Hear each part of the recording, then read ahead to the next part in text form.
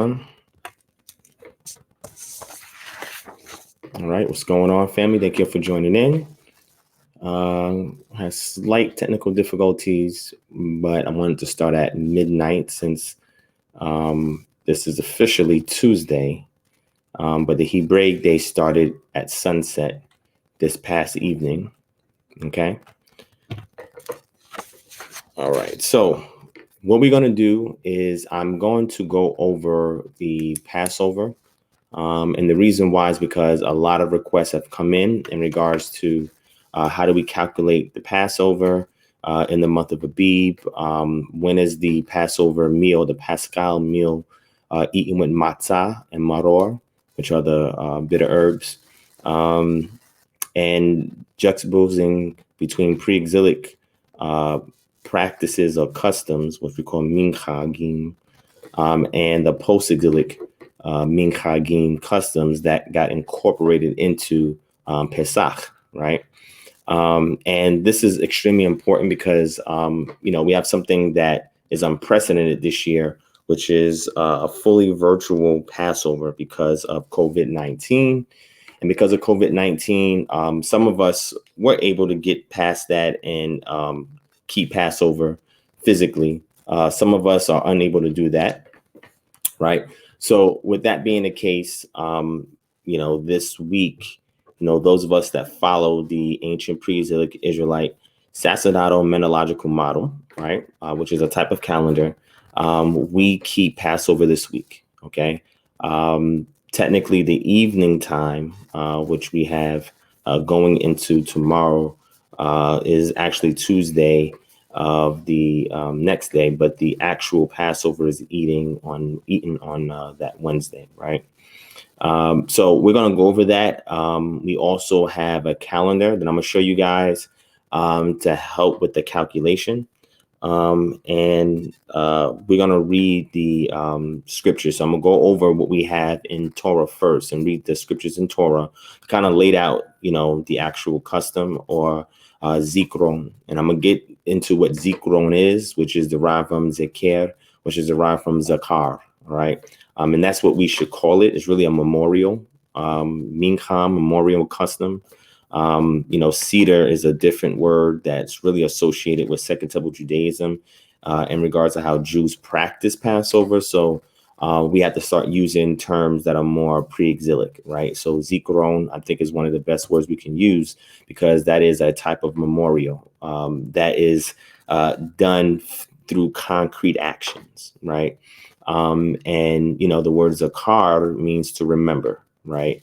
And zeker is a remembrance, a memorial, and zikron, you have the diminutive suffix, which means it's a minuscule form of the root word zakar or zeker, and that means a smaller memorial. Why is it a smaller memorial? Because it is those practices that's done on the day. So the day itself is not really the memorial. The memorial is the practices that are done, the rituals that are done on a smaller portion of that day. Okay, and we're going to get into that. All right, so what you can do, family, if you're in here, hit that thumbs up button. Okay, make sure you guys share this video as well. All right, on all social media. Let's get our whole community into this so that way we can actually deal with this. I'm going to try to bring out as much as I can on this. I've talked about a lot of this in the past, but I think that this is going to be the first time that I actually, speak about it more coherently and more cohesively in a more structured pattern, so you guys can follow along. And I actually have visual representation of the actual model that we use at KHM. And there's a lot of other congregations now that use it as well. HEA, which is a sister congregation I would partner up with, they use this model. And Rebirth, which is another congregation, they use this model. I know I knew about this model, but I wasn't practicing it until 2016. 2016 is really when I started practicing it. So it's been about 4 years since I've been practicing this. In 2014, when I fully committed to being in the truth, 2013 going to 2014, I practiced it the way the Jews do today, right? And then I transitioned from there and I adopted the Enochian calendar model. And then I did some more reevaluation, reexamination, and then I fully committed to this in 2016. Now, when I started going to HEA, fellowshipping with the individuals at HEA back in 2015, early 2015, when I went there for the first time, they were already practicing this. And I had known about it, but I personally was not practicing it, right? I was still using the Enochian calendar, or the Enochian reconstructive model. And then after a while, I was speaking with Minister Carnes of HCA, and he was like, yeah, this is, what we do here. It's the calendar that we follow. And I said, all right, cool, no problem. I keep the Enochian calendar, whatever. So we had a couple conversations about it. And then after a while, through my research, I wound up abandoning the Enochian model and said, look, let me do this thing from scratch. So after speaking to Minister Carnes, I said, look, I'm going to do an entire lecture series on this, and look at everything, right? Put it through the research methodological model and be able to go from, generating and defining a problem and working from that problem to the hypothesis, and from there, ultimately to the conclusion, and then from the conclusion to a dissertation about, what I discovered, right? So in that 3-part series, I did go in depth fully about what I'm about to talk to you guys with right now. And what I'm going to do right now is try to keep this more streamlined so it's easier to pick up and go. And again, this is not about us defining, when the start of the year is. This is more focused on the actual practices of Passover. Okay, calculating the time, which I'm going to go over first, and then from there, the actual practices. Okay, so let's begin to read in the scriptures, and then after we read through the Torah portion, I'm going to pause there, and I'm going to show you the calendar that we are working on here at KHM.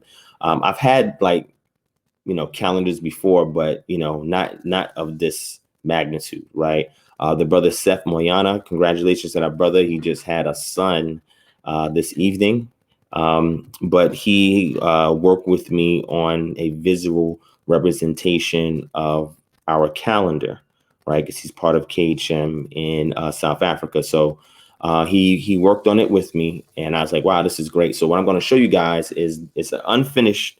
It's a sketch. We have a few small tweaks to it, but I'm going to use it because it's good for now to use just so y'all can follow along, right? Because I think visual aids is perfect for really burning in, exactly what it is that I'm talking about, right? I'm orating about, all right?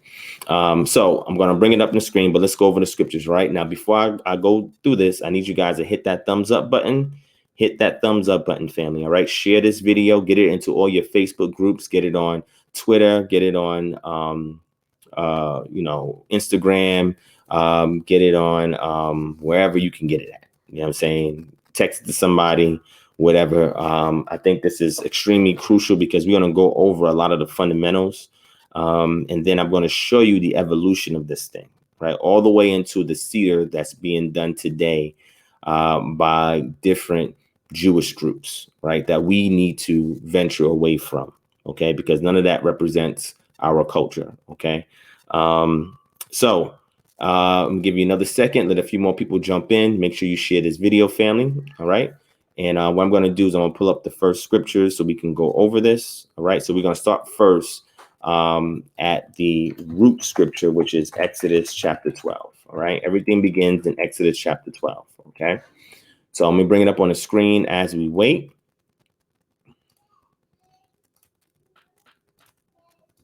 All right. Okay, there it is, Exodus chapter 12. All right, I'm going to leave it there for a second. And again, I'm going to give y'all some time to jump in. I'm going to go get me some water real quick. And from there, we're going to get started. So I'm going to give a few more minutes. I'm going to go ahead and make sure everybody is tuning in. And again, if you are new to this channel, hit that subscribe button, hit that bell notification, and click all. If you've been coming here, also do the same thing so you don't miss when we have these sessions, okay? All right, so we're going to get started. All right, so just give me a second. All right. All right. So just give me a second, family. I'll be right back.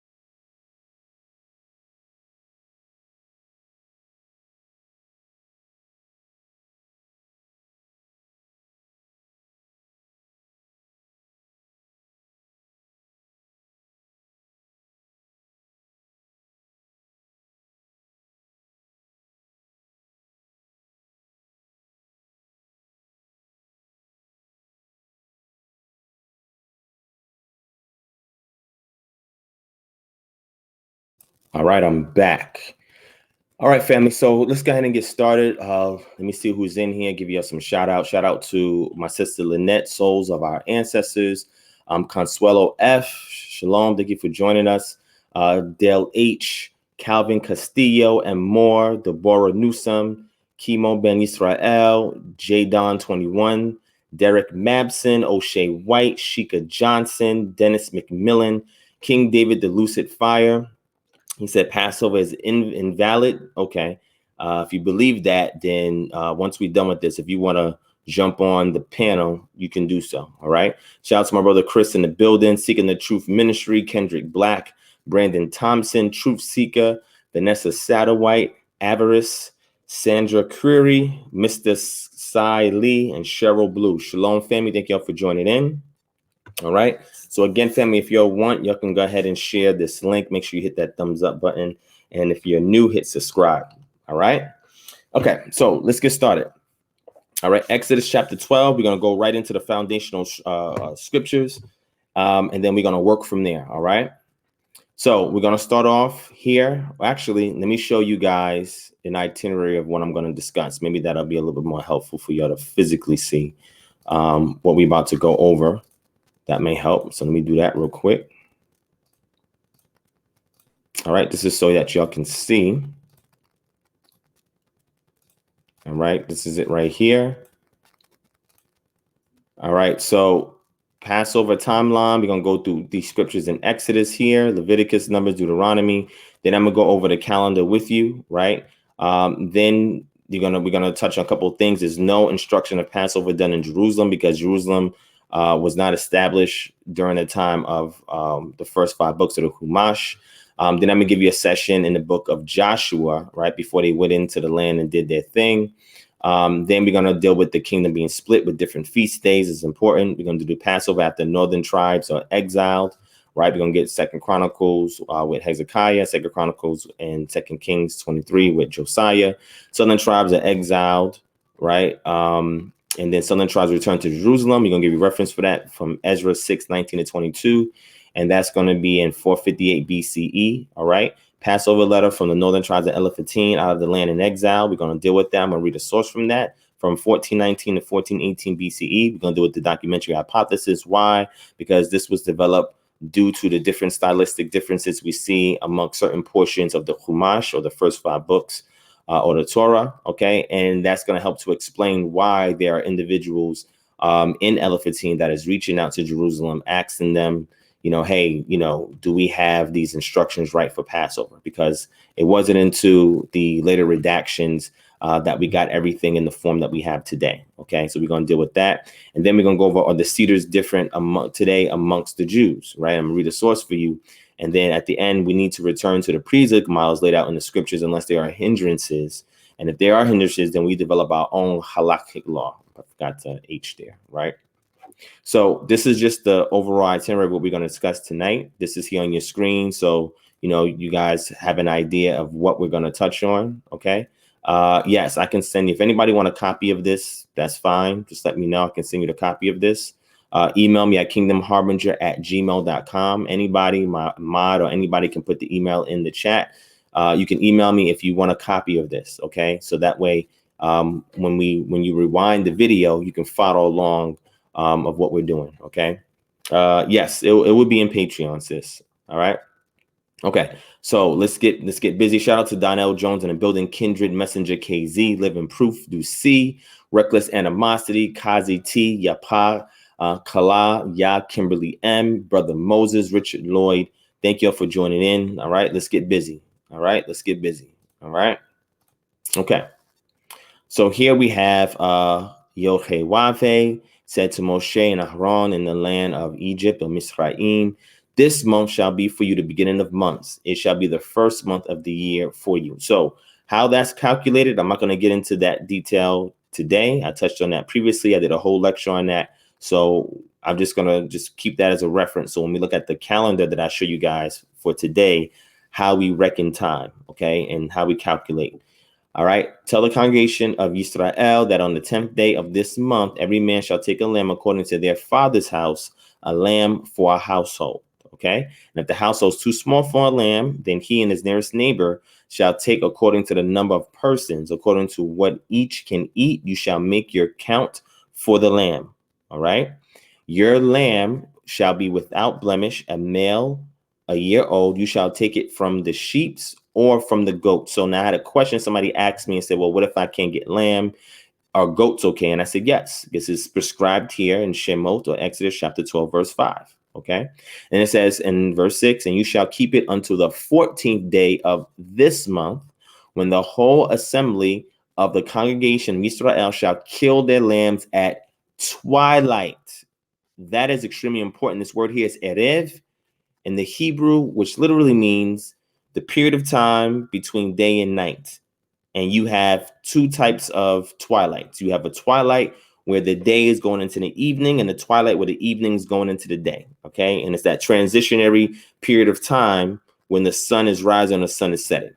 Okay. Now, this is important because it says you shall kill the lambs at twilight. So remember, I've taught on this channel before that there are three types of twilight. There's your civil twilight, where it starts to get dark, and it has to do with the position of the sun in the sky.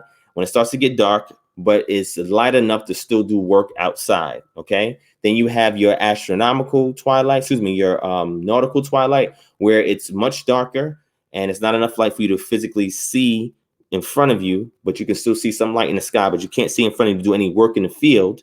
And the reason why it's called nautical twilight, because sailors would wait to this period of time in order for them to set sail, because this is when they can see the stars in its most prominence. Okay. And then you have your astronomical twilight, where it's almost completely dark and it's almost fully Layla, or dark, or nighttime. Okay. But when the lamb is killed, is during the twilight period, the Ereb, the evening period. This is important. Okay. Right now it goes on to, then they shall take some of the blood and put it on the two doorposts and the lintel of the houses in which they eat. Okay. So I'm going to jump to verse 8. This is important. They shall eat the flesh that night, roasted on the fire. So now the evening, look at this, it's important. It's important, right? That's to eat the flesh at night. Yeah, layil. And this is when you get your layla. This has to do with the actual darkness outside, where it's actually nighttime. And that's important. Okay. So you have it here, your ba, layla, right? At night. Ba, this is your preposition, inseparable preposition here. At, and then you have here your night. Okay, that's important. All right, so they shall eat the flesh that night. So if the twilight, that you kill the lamb during the twilight hours, and then that night you eat the lamb roasted on the fire with the unleavened bread and bitter herbs, they shall eat it. Well, why are you eating it during, with unleavened bread? Because that evening begins the first day of unleavened bread. And we're going to look on a calendar and we're going to calculate all this. Okay. So they shall eat the flesh that night, roasted on the fire with unleavened bread and bitter herbs. They shall eat it. Your unleavened bread, that's your matzah. Your bitter herbs, that's your maror, right? And it says, do not eat any of it raw or boiled in water, but roasted. So the meat has to be roasted. Its head with its legs and its inner parts. This is ideal. Okay. Nowadays, there are hindrances. Remember, I told you about hindrances. So you have to create halak laws or halakha that gives you instructions that work around the hindrances that are still in alignment with the principles that's taught in the scriptures. Okay, so we'll get into that towards the end. All right. And we keep going. And you shall not none of it remain until the morning. Anything that remains until the morning shall burn. So that means you must eat all of the lamb. And anything that you do not eat, you cannot save it. It must be burnt. Okay. In this matter, you shall eat it with your belt fastened, your sandals on your feet, and your staff in your hand, and you shall eat it in haste. It is Yod-Heh-Waveh's Passover. Now, you have things that are perpetual and things are conditional. This was conditional, and the reason why it was conditional is because as they're eating it, they're keeping these things on them because they know that that next day, right, that next twilight, they're going to have to leave out the land. Okay, so that's important. Now, do we have to do that today? If you want to keep this custom, you can, right? There's nothing wrong with that. But again, it's a conditional part or conditional aspect because of the situation, right? They were about to leave Mizraim. Okay, so let's keep going. Verse 12 says, for I will pass through the land of Egypt that night, and I will strike all the firstborn in the land of Egypt, both man and beast, and all the gods of Egypt I will execute judgment. I am Yod-Heh-Waveh, right? Then it says, the blood shall be a sign for you on your houses where you are. When I see the blood, I will pass over you, and not and no plague will befall you to destroy you when I strike the land of Egypt, right? Now, verse 14, this day shall be for you a memorial day, and you shall keep it as a feast, right? Your Chag is your feast, and your Zikron is your memorial to Yod-Heh-Waveh throughout your generations as a statute forever. You shall keep it as a feast. So you're told that this day, that day is a memorial, and you shall keep it as a feast. So that day is connected to a memorial, and you got to keep a feast on that day that is kept as a memorial throughout your generations as a statute forever. You shall keep it as a feast. Now, this is extremely important now, right? We don't see nothing about Jerusalem here. Okay, they're not even in the land at this point. Okay, this right here is the model. This is the archetype. Okay, so let's keep going. 7 days you shall eat unleavened bread. On the first day you shall remove leaven out of your houses. For if anyone eats what is leavened from the first day until the seventh day, that person shall be cut off from Israel. Very clear. Remove any yeast, any leavening agent out of your home for this week. Okay. On the first day you shall hold a set apart assembly, and on the seventh day a set apart assembly, which means gathering. Okay. No work shall be done on those days, but where everyone needs to eat, that alone may be prepared by you, right? So you do not work on that first day. You do not work on that seventh day, okay? Those are sabbaticals. You don't work on those days, okay? Verse 17 says, and you shall observe the feast of unleavened bread, for on this very day I brought your host out of the land of Egypt. Therefore you shall observe this day throughout your generations as a statute forever. Again, there's nothing here about Jerusalem, and that is important. Now, remember, Jerusalem could have been added. How do we know that? Because we find a plethora, right? Plethora, or a myriad of different anachronisms that's there in the text. We see a lot of them in the book of Genesis, right? So an anachronism is pretty much a modern term that is written into a historical narrative because the audience, the modern audience, will be able to better identify an area, a practice, a city, a town, or whatever by using that word, okay? So, but here specifically, we do not see Jerusalem. He's not instructed them to do this in Jerusalem. This is the book of Shemot. This was written before Deuteronomy. Deuteronomy is fashioned much later, and that's important. But this right here is the template. This right here is the archetype, okay? So it goes on to say, in the first month, from the 14th day of the month at evening, you shall eat unleavened bread until the 21st day of the month at evening. So you begin eating the meal during the twilight hours before the sun fully sets. You begin eating and you eat into that nighttime period, okay? For 7 days, no leaven is to be found in your homes. If anyone eats what is leavened, that person shall be cut off from the congregation of Israel, whether he is a sojourner or a native to the land. You shall eat nothing leavened. In all of your dwelling places, you shall eat unleavened bread. Okay, that's your matzah. All right. So we're going to jump down to verse 43. Okay, verse 43. All right, it says, and Yod-Heh-Wav-Heh said to Moshe and Aaron, this is the statute of the Pesach. No foreigner shall eat it, but every slave that is bought for money may eat of it after you have circumcised him. So if they have purchased a slave, right, and you have your FN, which is your footnote, a servant, that's your abad or ibed, which means your servant. The term ibed designates a range of social and economic roles, and here it's general, so it can refer to a Gentile, right, a goy, or it can refer to a native Hebrew or Hebrew. Okay. But more than likely, it's referring to a Gentile. Okay. It says no foreigner or hired worker may eat of it. That's important. Okay. No foreigner or hired worker may eat of it. It shall be eaten in one house. You shall not take any of the flesh outside the house, and you shall not break any of its bones. Okay. All the congregation of Israel shall keep it. If a stranger shall sojourn with you, and would keep the Passover to Yod-Heh-Wav-Heh, let all his males be circumcised, and he may come near and keep it.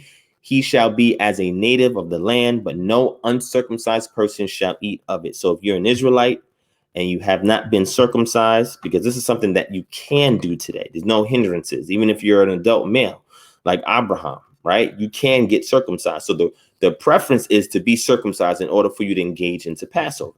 Okay, and that's important. Now, this is just what the text is saying here, right? Israel, that's what makes them separate, is that their form of circumcision is a token of the covenant, right? It's a way for them to remember, okay? Because that's what the male word means. Zakar just means to remember, okay? I did a whole sermon on that, you know what I'm saying?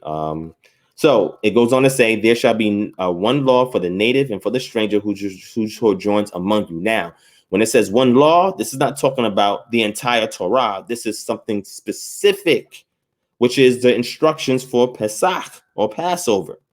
All right, people like to use this and say, look, you're right there. The entire Torah is going to be one law for the native and the stranger. And I'm saying, no, that's not true, because when you start reading other parts of Torah, guess what? There are distinct instructions for Gentiles that do not apply to Hebrews or Israelites, and vice versa.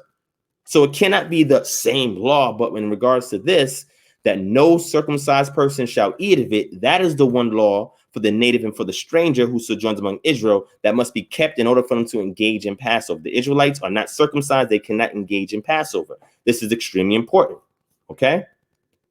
All the people of Israel did just as Yod-Heh-Wav-Heh commanded Moses and Aaron. On that very day, Yod-Heh-Wav-Heh brought the people of Israel out of the land of Egypt by their hosts. Now, this is extremely important. And again, we covered the instructions, the general instructions is all there. So if you see any cedar today that is done with any Jewish community, this is the template. And because of halakhic laws, they have made some additions that some are the minchagim and the customs of the land, you know, or of those people that are then infused into this template, right? Or it is other things that they say is not explicit, right? But they add to it, like other things, like doing certain prayers and blessings and so forth. As you can see, there's no prayers here at all. You're not instructed to pray, and you're not instructed to do any blessings or any like that over your food. That's not here. Remember, this is the template. That's not here. All right. So just give me 1 second. I'll be right back, family.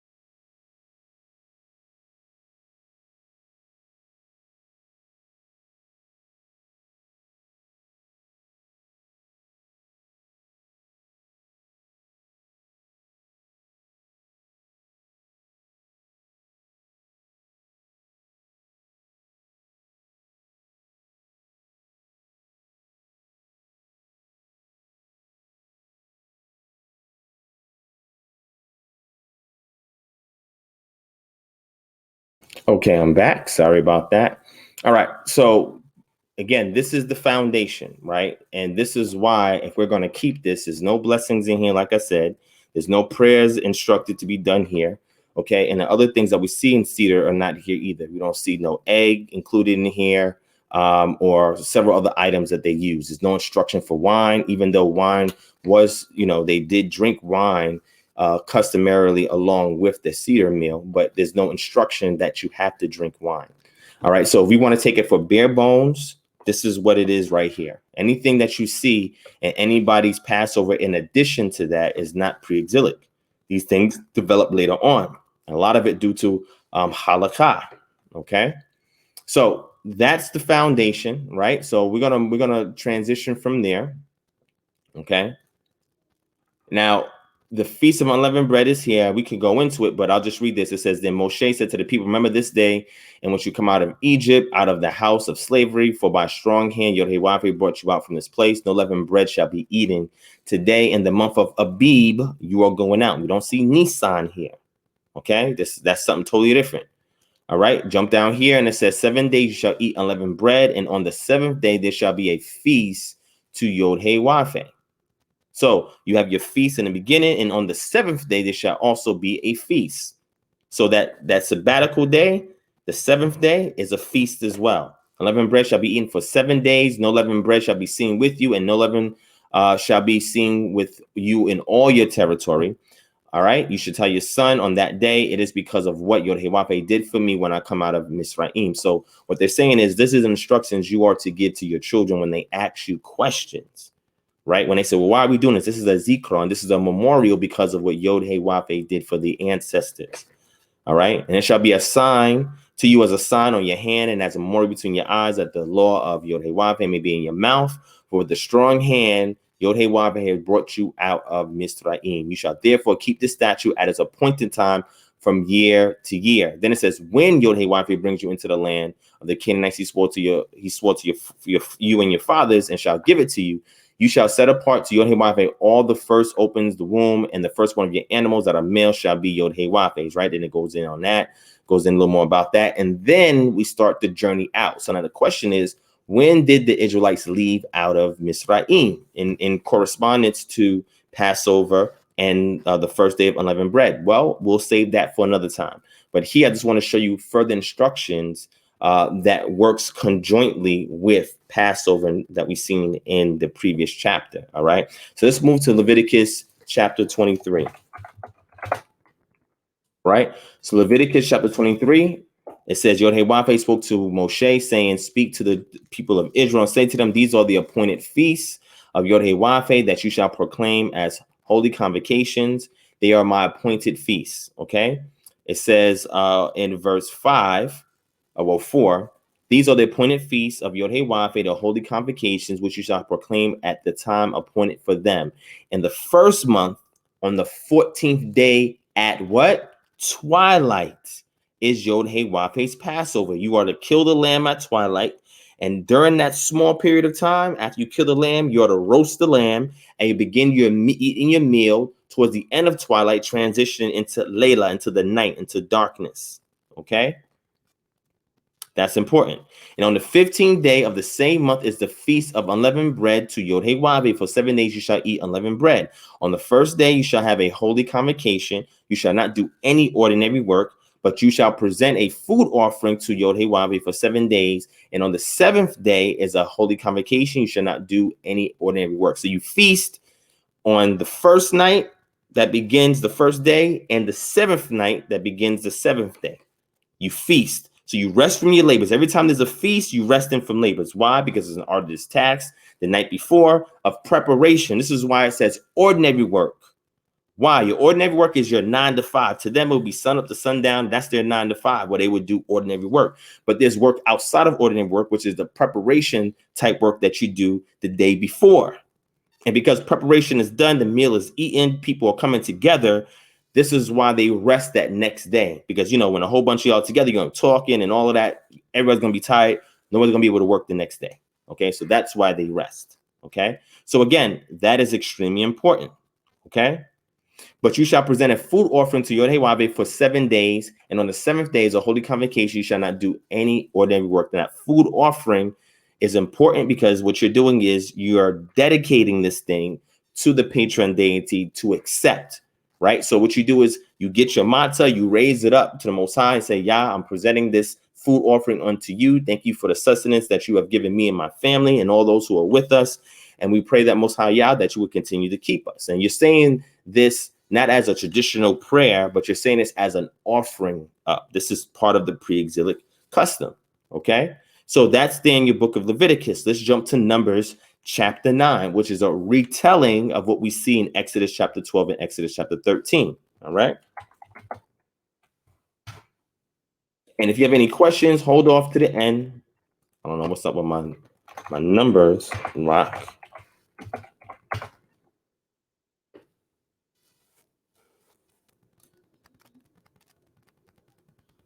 All right. So this is a retelling of it, but let's stay here and let's go over it, right? Numbers chapter 9, all right? Verse 1, and Yod-Heh-Wav spoke to Moshe in the wilderness of Sinai in the first month of the 2nd year after they had come out of the land of Egypt, saying, let the people of Israel keep the Passover at its appointed time on the 14th day of this month at twilight. You shall keep it at its appointed time, according to all its statutes and all its rules, you shall keep it. So they would have been familiar with what was there in Shemot, or the book of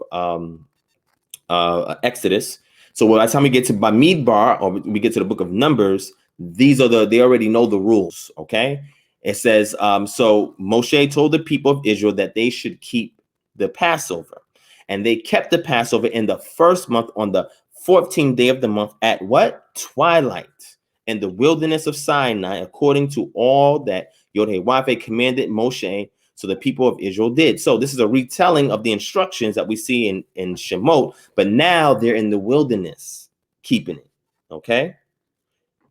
All right. So that's verse 5. Okay. Of Numbers. Let's keep going. This is important. And there were certain men who were unclean through touching a dead body, so they could not keep the Passover on that day. And they came before Moshe and Aaron on that day. And those men said to him, we are unclean through touching a dead body. Why are we kept from bringing Yod-Heh-Wav's offering at its appointed time among the people of Israel? Now remember, they were getting all of this unleavened bread together, and you had to do a whole process on the threshing floor and, kneading the dough and everything like that without the leaven, right? So there was a process they would do to work this thing up before they baked it. So they have this offering, right, that they're about to offer during those 7 days, and they were kept from doing that because they touched the dead body and they were unclean. And remember, the actual Torah, or the mitzvot, the laws, were being given during this period of time, and now this is their first time applying it. So there's a lot of trial and error of things that are going on, okay? So the initial, as we see in the book of Shemot, was you got to do it at this time, but a situation came up, a circumstance happened. So now an adaptation or addendum was made to the additional rules. And we see this happen several times, right? When we look into the book of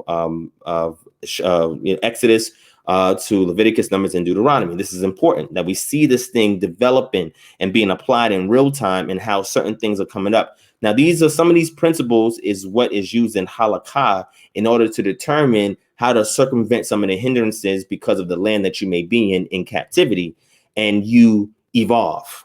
Okay. And this is what halakhic law is for. This is why it's important. Now, I did a whole lecture on that called How Should We Walk It Out? Okay, y'all go back and check that lecture out. One of my mods can drop it in the chat. Okay. And Moshe said to them, wait that I may hear what Yod-Heh-Wav will command concerning you. Yod-Heh-Wav said to Moshe, speak to the children of Israel, or the people of Israel, saying, if any one of you or your descendants is unclean through touching a dead body, or is on a long journey, he shall still keep the Passover to Yod-Heh-Wav. Now, I've had questions where people ask me, well, what if a woman is on her nida? Is she considered unclean? And if she is, then she is withheld. Is she withheld from keeping Passover? No. In this case, it says, if any one of you or your descendants is unclean through touching a dead body, or is on a long journey. Those are the only two stipulations for this. Okay. It has nothing to do with you being on your nida, or you and your spouse, interfacing and then you're unclean or whatever. No, only if you touch a dead body or you're on a long journey can you keep the Passover. In verse 11, it says, in the second month, on the 14th day at twilight, they shall keep it. They shall eat it with unleavened bread and bitter herbs. Okay. They shall leave none of it until the morning, nor break any of its bones, according to all the statute for the Passover, they shall keep it. So we see Exodus, Leviticus, and in Numbers. This is our three witnesses. All right. But if anyone who is clean and is not on a journey fails to keep the Passover, that person shall be cut off from his people because he did not bring Yod-Heh-Wah's offering at its appointed time. That man shall bear his sin. Again, what is the food offering? Right? Your unleavened bread. That's your food offering. It must be present during that appointed time for the patron deity to accept the ritual. Okay, that's important. All right. And it says that man shall bear his own sin, which means this is the form of atonement. It's a little atonement, but it's you giving an offering, showing obedience. And if you are disobedient by not following these instructions, you're going to bear that your own sin. And therefore, there's consequences behind it. Okay. And if a stranger sojourns among you and would keep the Passover to Yod-Heh-Wah according to the statute of the Passover and according to its rule, so shall he do. You shall have one statute both for the sojourner and for the native. You go back to what we see in Shemot or Exodus to get further details in regards to this. You got to put everything together to reconstruct as many details as possible so you can have the foundation of what Pesach is. Okay. All right. So now from there, we're going to jump into our last portion. Well, actually, no, I'm sorry. We got 28 and 16 and 33 and 1. So let's get Numbers chapter 28. Right. And this is going to be verse 16. All right. And it says, on the 14th day of the first month is Yod-Heh-Wah's Passover, and on the 15th day of this month is a feast. 7 days shall unleavened bread be eaten. Okay. On the first day there shall be a holy convocation. You shall not do any ordinary work, but offer a food offering, a burnt offering to Yod-Heh-Wah, 2 bulls from the herd, 1 ram, and 7 male lambs a year old, so that they are without blemish. Also, their grain offering of fine flour mixed with oil, 3/10 of an ephah shall you offer for a bull, and 2/10 for a ram. 1/10 shall you offer for each of the 7 lambs. Also, 1 male goat for a sin offering to make atonement for you. Now, remember that we saw previously where it talked about giving an offering, and they unclean and unable to give an offering. But if you are clean or not on a journey, if you don't give this offering, you're going to bear your own sin. These were additional stipulations that were then added, right? They're saying that now there's a requirement of these additional elements. Okay. Now, some people say, well, we can't keep all the Passover because you're supposed to do this as well. Well, again, that is not the initial foundational text, which is Shemot chapter 12. All of this other stuff is either going to reconfirm what we see in Exodus 12, or as time is going on, there are additional stipulations based on the circumstance or situation. Those I'm not going to get into detail right now, but this is just so you can follow the evolution of this thing. Okay. So it says here, you shall offer these besides the burnt offering of the morning, which is for a regular burnt offering. This has to do with what we see that they have to give going to the temple. In the same way, you shall offer daily for 7 days the food of a food offering with a pleasing aroma to Yod-Heh-Wah. It shall be offered besides the regular burnt offering and its drink offering. And on the 7th day, you shall have a holy convocation. You shall not do any ordinary work. Again, that's important because the previous night you are making preparations, you are eating, you are feasting, you are coming together with family and friends. So the next day, you're going to be too tired to work. So this has been given as a means as a convenience for what is done the evening prior. Okay, so that's our book of Numbers. Let's get Numbers chapter 33. Last one. Okay, this is the recounting of Israel's journey. It says, these are the stages of the people of Israel when they went out of the land of Egypt by their companies under the leadership of Moshe and Aaron. Moshe wrote down their starting places stage by stage by command of Yod-Heh-Wah, and these are their stages according to their starting places. They set out from Ramses in the first month on the 15th day of the first month. On the day after the Passover, the people of Israel went out triumphantly in the sight of all the Egyptians, while the Egyptians were burying all their firstborn, whom Yod-Heh-Wah had struck down among them. On their gods also Yod-Heh-Wah executed judgment. So when did they leave out? They left out during the day portion of unleavened bread, first day. So it's getting close to twilight.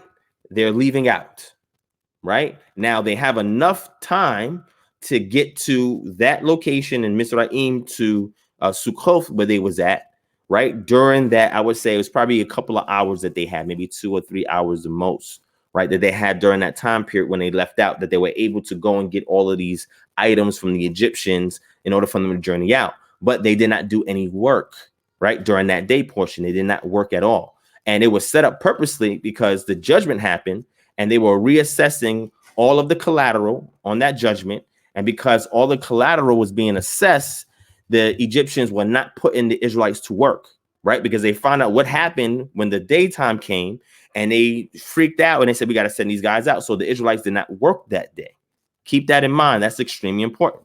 All right. So let's conclude our Chumash studies, right? Or our first 5 books. And then from there, we're going to jump into several other things. Okay. So right here, we have the Passover.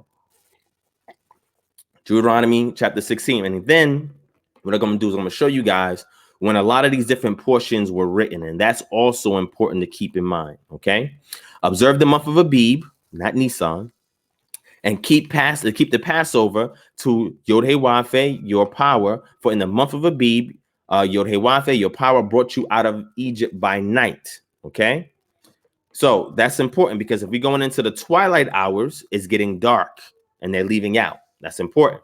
And you shall offer the Passover sacrifice to Yod-Heh-Wav-Heh, your power, from the flock or the herd at the place that Yod-Heh-Wav-Heh will choose to make his name dwell there. Now, when we read Exodus, when we read Leviticus, and when we read Numbers, it said nothing about the place where he chose to make his name. There's a reason for that. Deuteronomy is written much later, to the point where it was believed to have been written or portions of it, this custom to have been done during the reign of Josiah. We're going to get into that. And then when they went into exile, the southern tribes, and came back, then it was reinstituted by Ezra. Okay. Now we're going to see the development of this, but again, Deuteronomy is written later, and this is important to note because we don't see in Shemot it says anything about the place where he chooses to have his name. There's a reason for that, because it was initially, and I think I've showed some scholarly work on this in the past, but it was initially when Exodus was laid down, this was a familial custom. Okay, this was not something that you had to be in Jerusalem to do, right? It was you had to be in your home. And then now by the time we get to Deuteronomy, now it's like you have to be in Jerusalem to do this, right? And this is when we see in Deuteronomy 16 where it says that all your males should prepare before the Most High 3 times out of the year, where in the place where he chooses to put his name. Again, when you see what Josiah does, and then you see in the exile and coming back, and they are reinstituting the reforms made by Josiah, because these are the southern tribes, you understand why Deuteronomy is written like this. Okay, because again, it has to do with the ecumenical celebration of Pesach. After the kingdoms have been split, the northern tribes have been taken out. Now Josiah tries to bring everybody together and does it centrally at Jerusalem. Okay. Now, again, you have Hezekiah that initially starts that reform, but is then finalized by Josiah before they went into captivity. This is extremely important that you have to know the development of the history. We're going to get into that. All right. So we had Deuteronomy chapter 16, verse 3. You shall eat no unleavened bread with it. 7 days you shall eat it with unleavened bread, the bread of affliction. For you came out of the land of Egypt in haste, that all the days of your life you may remember the day when you came out of the land of Egypt. No leavened bread shall be seen with you in all of your territory for 7 days, nor shall any of the flesh that you sacrifice on the evening of the first day remain all night until morning. You may not offer the Passover sacrifice within any of your towns that Yod-Heh-Wav-Heh is giving you, but at the place that Yod-Heh-Wav-Heh, your power, will choose to make his name dwell in it. There you shall offer the Passover sacrifice in the evening at sunset at the time you came out of Egypt. Now, why is this written this way? Because initially this was a familial custom that was done at home, and now it's done as an extended assembly congregation, where now you have to leave your homes, come to the place where he places his name, where later on we see in the narrative that through Shemuel and Dawid, it becomes Jerusalem. Okay. So initially it was a familial custom, but now it becomes a national thing. It becomes a state administered custom or practice, where before it was in a home. So now revisions are made that says, no. You shouldn't sacrifice it in your towns, but you said sacrifice it here in this place. Well, we don't see this instruction in the book of Exodus. That's important. There you shall offer the Passover sacrifice in the evening at sunset, at the time you came out of Egypt, and you shall cook it and eat it at the place that Yod-Heh-Wav, your power, will choose. And in the morning you shall turn and go into your tents. For 6 days you shall eat unleavened bread, and on the 7th day there shall be a solemn assembly to Yod-Heh-Wav, your power. You shall do no work on it. Now that's important. Okay, so now we're seeing the development of things that we don't see written in Shemot, that we don't see in Bamidbar, we don't see in Vayikra or Leviticus. But now when we get to Deuteronomy, now we see some addendums.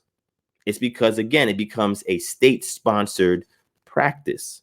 It becomes a state-sponsored set-apart day. And we're going to see the development of that. This is important, okay? So one more thing I want to show y'all real quick.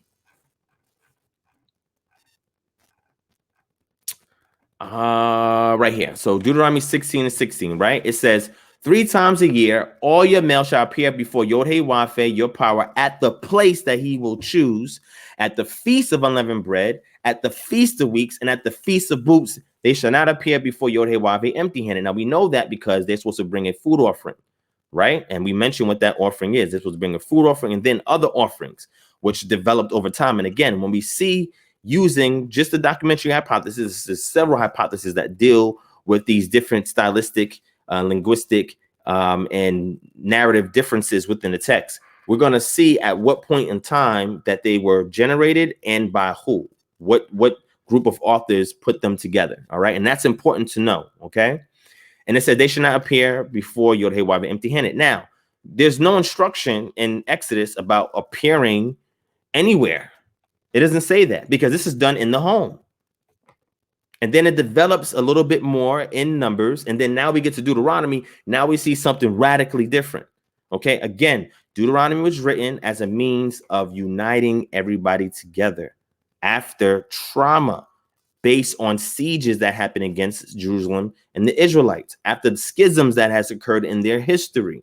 This is important. Okay. All right. So I want to share this with y'all. So we got out the Chumash, the first 5 books of Moshe. It was what some call it, or we call it the Torah, right? That's all the foundation. We laid it out. We went through all the scriptures. These are the scriptures that are pertinent to you understanding the Passover, right? And I'm not going to sit here and exegete everyone piece by piece. I did a general commentary after reading it. And then from here, you guys can go back and research it. But this right here is the archetype. And we see it develop over time. So you can do the familial practice, right? When you are out of the land. But then when they come into the land, now everything is state sponsored, state administered. Okay. Now that's different. So what I will venture to say is that what we see here in Deuteronomy, that is only applicable if you are near Jerusalem. Okay. If you're far away, you can't go to Jerusalem. Right. So we see what it said when you are far away and you can't keep it. So let's say you're not at home where it says in your dwellings and you're far away and you can't keep it. Now we're going to give you extra month for you to begin your count to keep it. Okay. So again, this is extremely important.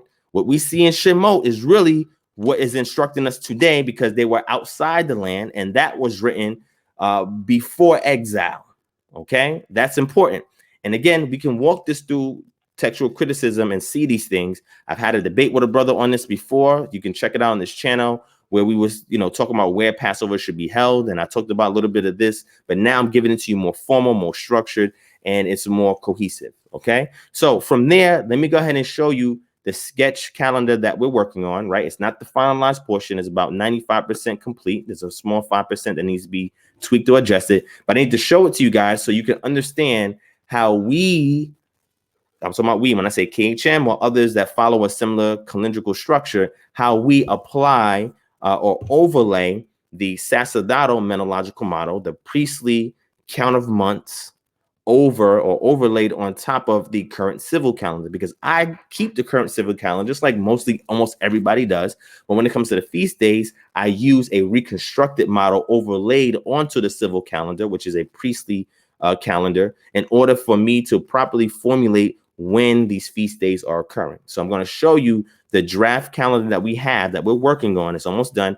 And when we complete this, it will be available for free for all of our Patreon. Anybody else, you can purchase it for a small fee. And we're using that fee to go towards our charity fund so that way we can do other things and continue to provide free services and stuff like that. Okay. So this is another incentive. If you want to join our Patreon, you can get the entire calendar when we're done. It's going to have some pictures with it, images with it, and it's going to have what I'm about to show you. Okay. So let me take a quick break here. I didn't see anything in the chat because I've been doing this. Let me see.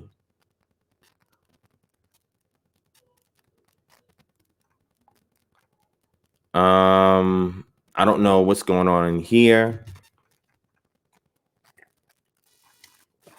But my mods, you are free to handle whatever's going in there as you see fit. Okay. So from here, let's transition. Let me bring up the image for you guys real quick. Let me bring it up for you real quick.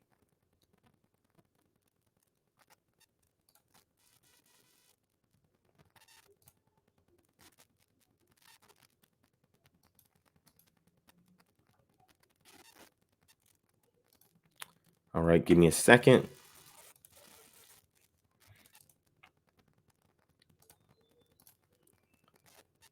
All right. Okay. So I'm going to do it like this so you guys can see this. Oh, hold on. That's not going to work.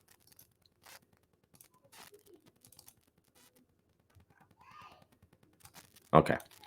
I think I'll keep it like this. I think this is going to be the best that I can present it right now. So Donnell Jones says, please tell me what kind of bitter herbs are supposed to be used. Okay, we can get into that. All right, just give me 1 second. All right.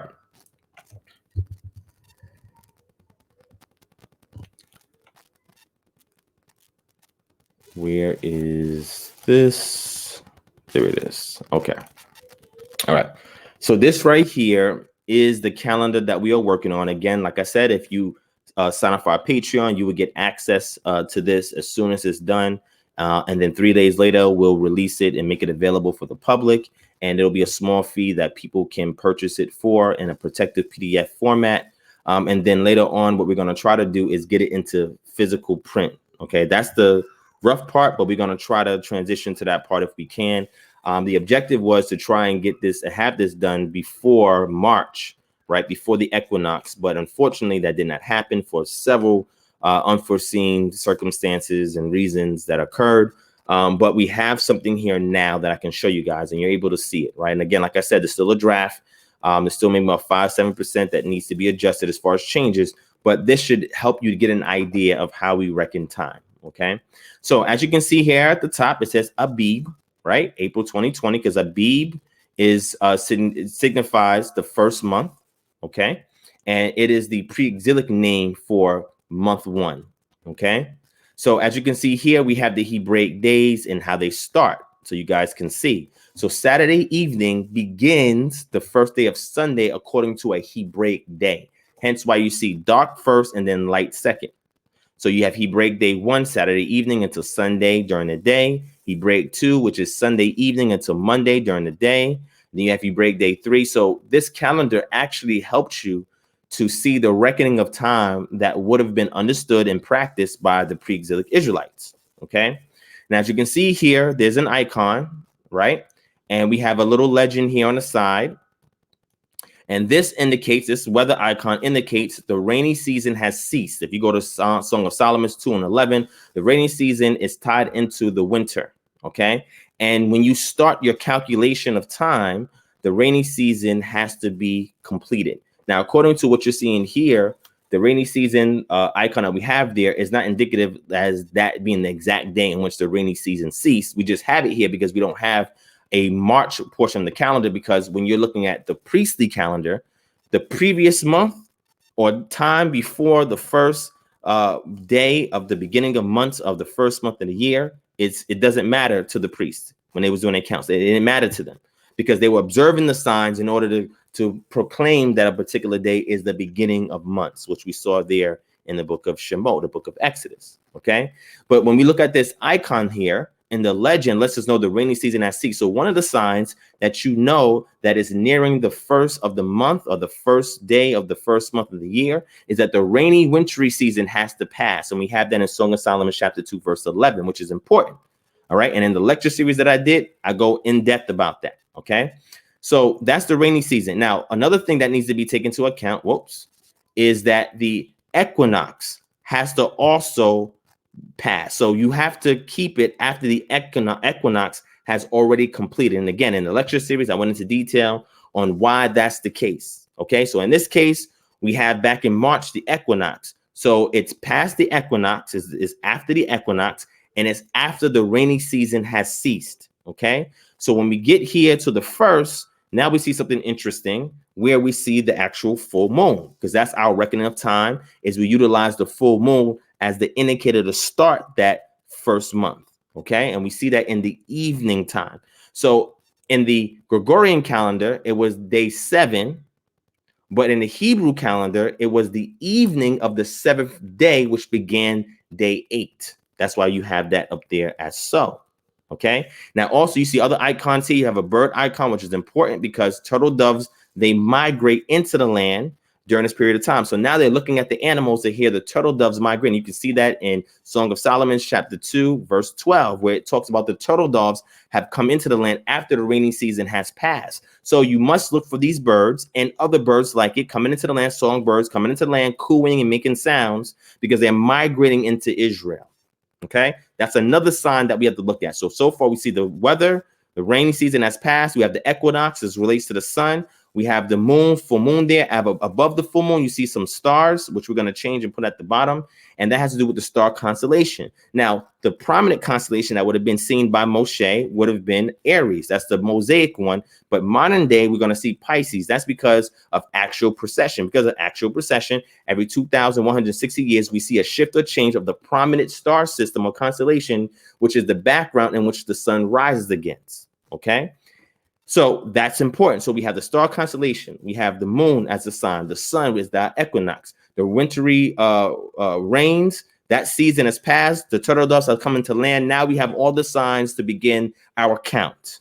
So this calendar has this on the days, and then we have a legend on the sign. And again, all this is going to be tweaked. This is not the final design. It's close to it, but it's not the final design. But these are things here that we want to show you guys so you can follow along with us when we do this count. Okay, so looking at this, you also see your sign right here, right? And that has to do with the spring harvest, which is barley. Barley is going to be the spring harvest that we see. So these are our 6 signs that we see. Our celestial signs, which is your sun, your stars, and your moon, and your terrestrial signs, which is the weather, which is the bird migrations, and also your crops. That's important. So we want to make sure the calendar reflects everything that we teach about this. Okay. And we're going to have other things on here as well, like all of the Sabbath, which is Friday evening, going to the morning on Saturday. We're going to have it here that says Sabbath. And over here is going to say rest portion or Shabbaton. Right. So the day portion is just Shabbaton. Your own is your diminutive, which is a minuscule or smaller version of the overall root word, which is Shabbat. And that rest period is during the day. But that 7th day of the week, the general name for the day is Shabbat because it consists of the rest portion. So we're going to add that here as well. So you can also use this calendar in order to determine your Shabbat.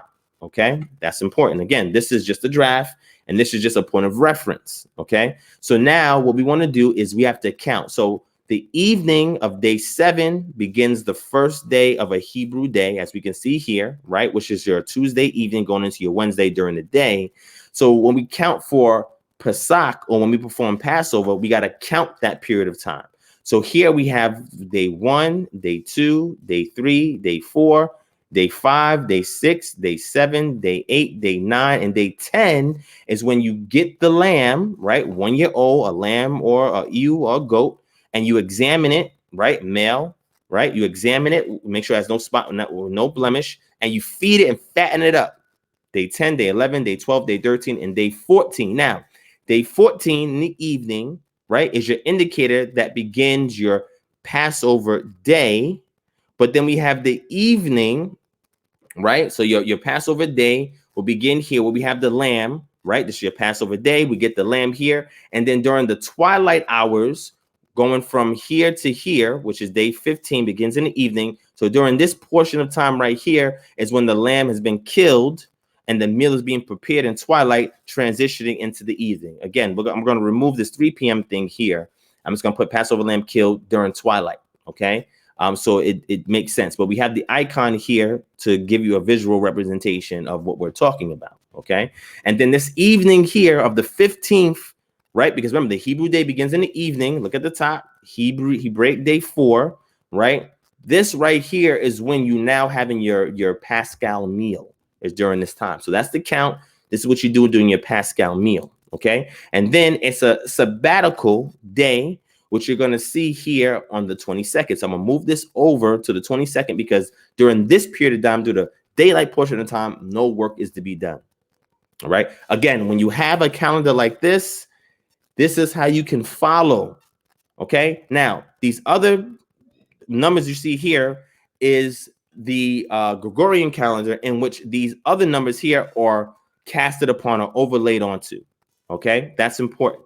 Okay. So I want to make sure you guys see this. Okay. And understand it. If you want to count your 7 days from here, you have your 21st, which is day 7, the Feast of Unleavened Bread, which is also a sabbatical day, which I have to add here. It's a sabbatical day, right? In which you're resting during this time and you're also feasting on that day. Okay. And then now we keep on to the count until we get to the Feast of First Fruits. All right. Now, the next full moon, which is important, the next full moon that we see starts your next month. All right. And now this has to be modified to reflect that, but it will be there. Right. But again, I just want to give you guys an idea. If you look over here, we have Moedim details, a new year, new season. We got scriptures here. We have the preparation of the lamb, the Paschal lamb or Pesach, Passover, Feast of Unleavened Bread, day 7, and Feast of First Fruits. And this is what you'll see, the different colors here and what they indicate. All right. If you look here on the side on our nice little legend, it helps you pinpoint everything. All right. So again, like I said, we're still working on this. It's almost complete. After I make a couple of changes, it'll be prepared. It'll be ready. If you are a Patreon, you'll get the full 8 months because we only do our count for this calendar from Abib to Bull. That's it. Once the 8th month Bull comes in and that Bull moon is October 31st of this year, all the feasts have been completed. And then after that first day of Bull, now we can expect the rainy seasons to come in. Okay. So hopefully this gives you guys some understanding and makes it easier for you to calculate things based on our model here. All right. And again, like I said, this will be available for sale 3 days after it gets released for free for Patreon. This will be available for sale. Anybody that wants to patronize our ministry and give to this charity sale so that way we can use those funds for works that we do in the community. All right. So if this was helpful, hit 1. If this was helpful for you guys, hit 1. Let me know. All right. If this was helpful, hit 1. Let me know. And then after that, we're going to proceed on to the rest of this. Hopefully I get through everything. If I don't get through everything today, that's okay. I'll try to finish it tomorrow. All right. So I'm going to go maybe up until we get to Chronicles. And then I'll probably pause right there on the Southern Tribes Exile. And I'll do the rest probably tomorrow because I don't want this video to be too long. So if you have any questions, it's cool. Hold off on them. You can email it at kingdomharbinger@gmail.com if we don't take questions on today, right? Or wait till we do part 2, and then you can ask your questions in the Q&A at the end. All right. All right, family. So just give me 1 second. Let me take one quick break. All right. I'm glad you guys liked it. I'm glad it's helping. All right. And I'll be right back with you guys.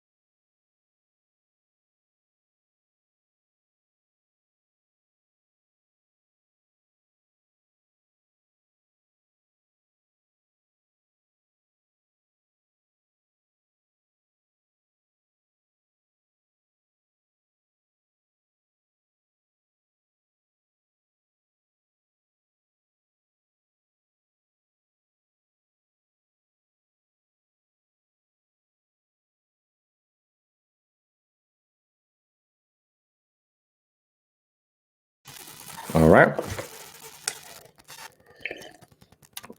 Donnell, I heard what you said about the bitter herbs. I didn't forget. All right. I did not forget. So again, looking at this calendar, you guys see what's going on and you understand what's going on. Okay. Hopefully you guys get it and hopefully it works. Okay. All right. So let's move on to the second portion. All right. I see some of y'all and see that if the full moon was the first day of the month, then would that not be considered the first day? Then 6 days later is the Sabbath. No, because the reason why is because the civil calendar dictates the Sabbath, not the priestly calendar. The civil calendar dictates the Sabbath.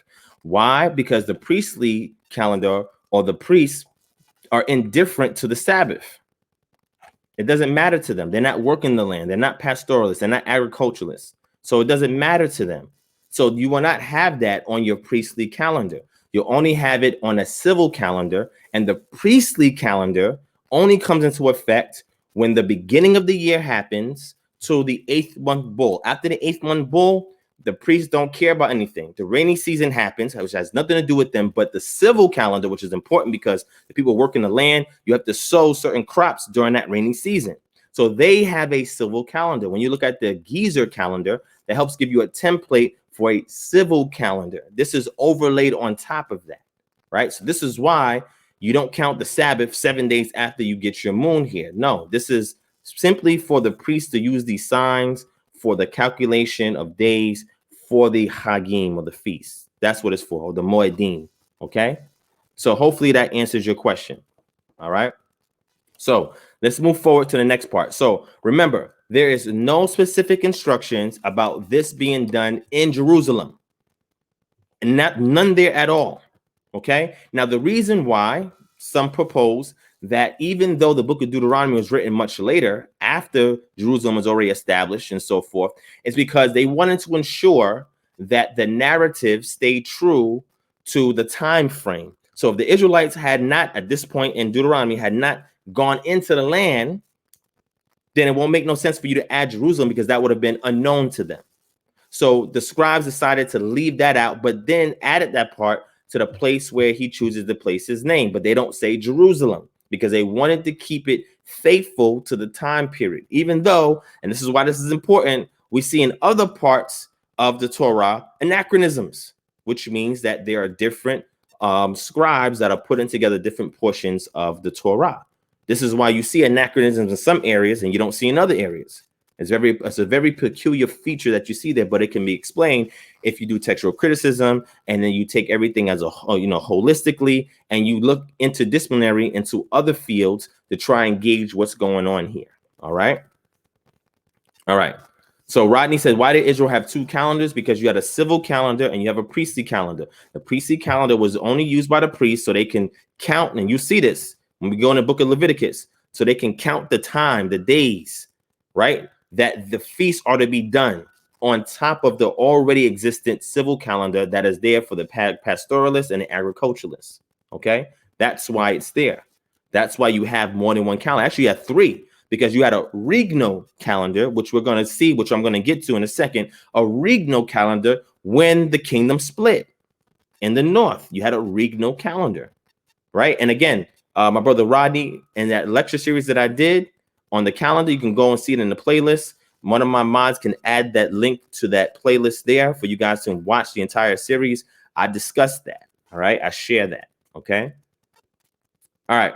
So let's keep going. Let me stop here. Let's go to Joshua chapter 5.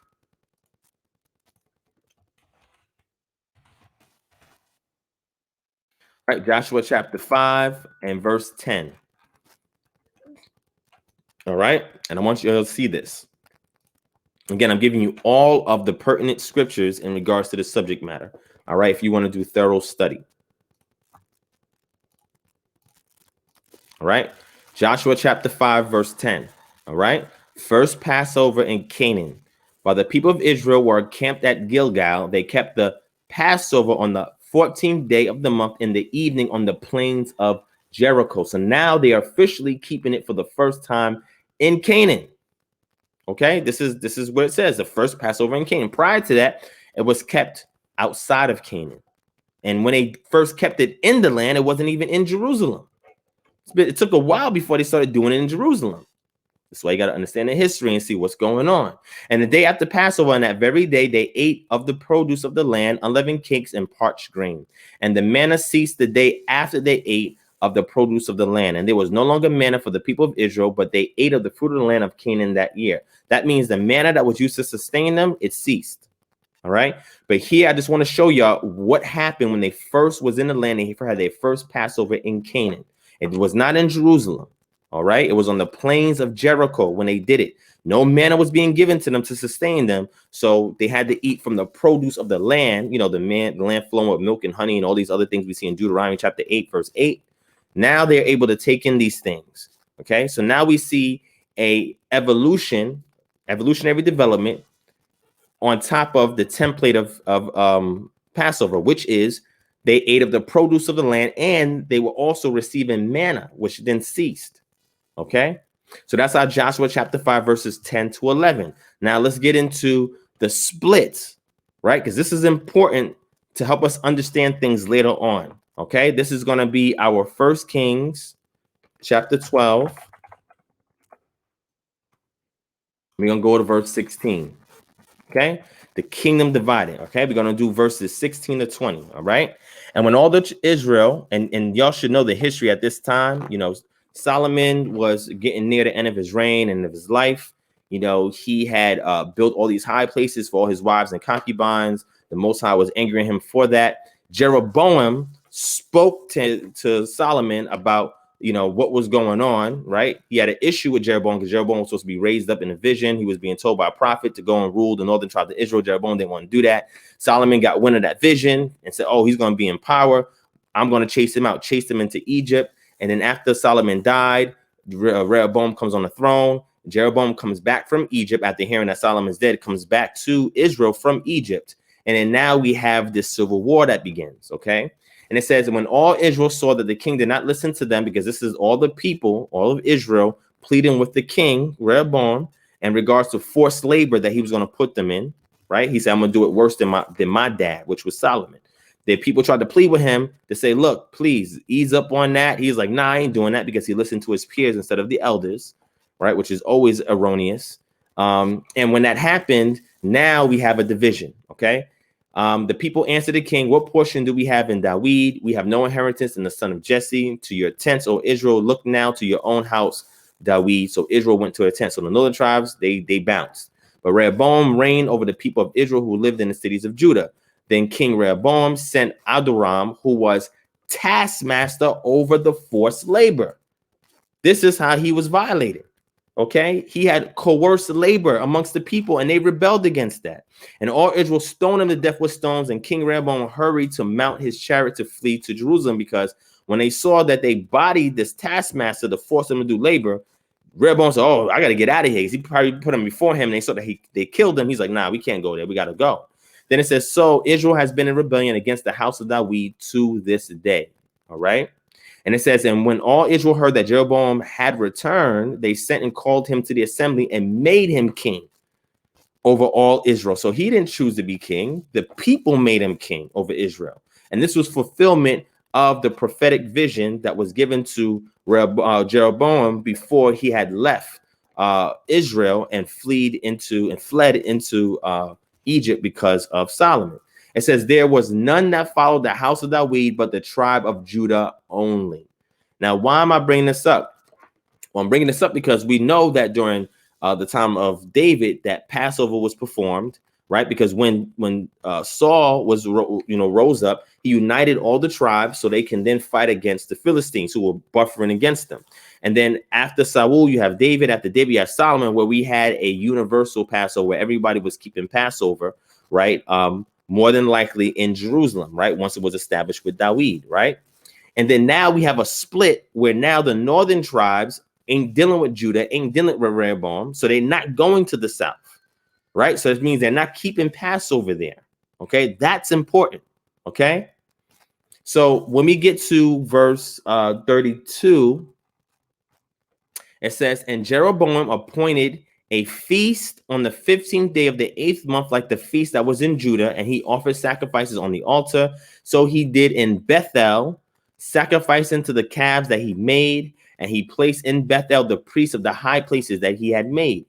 He went up to the altar that he had made in Bethel on the 15th day in the 8th month, in the month that he had devised from his own heart, and he instituted a feast for the people of Israel and went up to the altar to make offerings. So now I want to point something out very important here.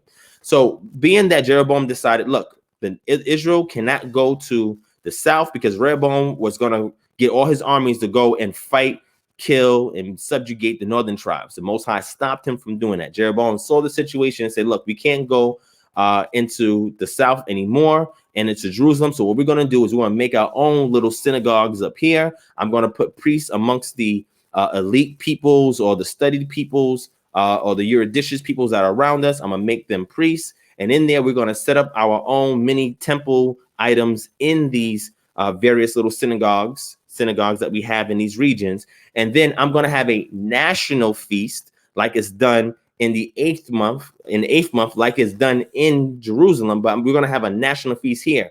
When they were doing their Passover, they were not doing it nationally in the north. They did it in their homes. They didn't do it nationally. They did it in their homes because they no longer can go to the south.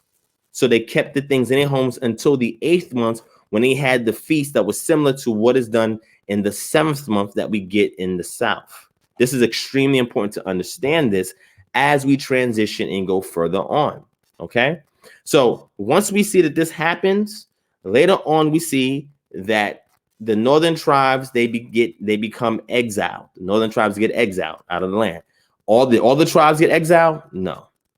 They took the middle class and the upper class and exiled them. All the rest, the lower middle class and the lower class, were left in the land.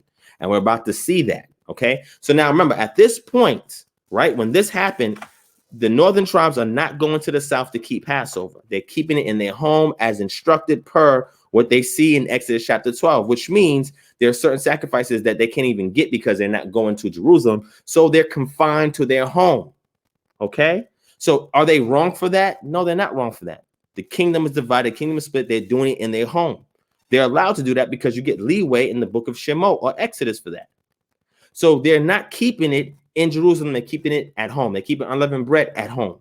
All right. And then they have a feast in the 8th month, not the 7th month, in the 8th month, similar to what is done in Jerusalem in the 7th month. They're now keeping it in the 8th month. That's called a regnal reckoning of time, in which a feast day is now implemented by royalty, by the king, not the priest. And that is a game changer. That's different. Okay. So I want to point out this because as we transition, it makes sense. All right. So let's get the next two verses. And I'm going to end off with the southern tribes being exiled. And then I'll take a few questions about what we already talked about. All right. And then I'll do a part 2. Right. Because I don't want to make this too long. I wanted to make it within a reasonable amount of time. So that way it could be easily accessible. Right. Right now we had an hour and 24 minutes, which I think is good. OK. King Dawid, the Lucifer, you are incorrect. You don't have to be in Jerusalem to keep the Passover. And when we get to part 2, I'm going to prove that to you very simply. All right. This is really easy to prove that. All right. So this is why people shouldn't be saying that. And then after I do part 1 and part 2, you are welcome to come on a panel and have a dialogue. You are more than welcome to do that. More than welcome to do that. OK. All right. So let's keep going. All right. So let's get to 2 Chronicles chapter 30 and deal with Hezekiah.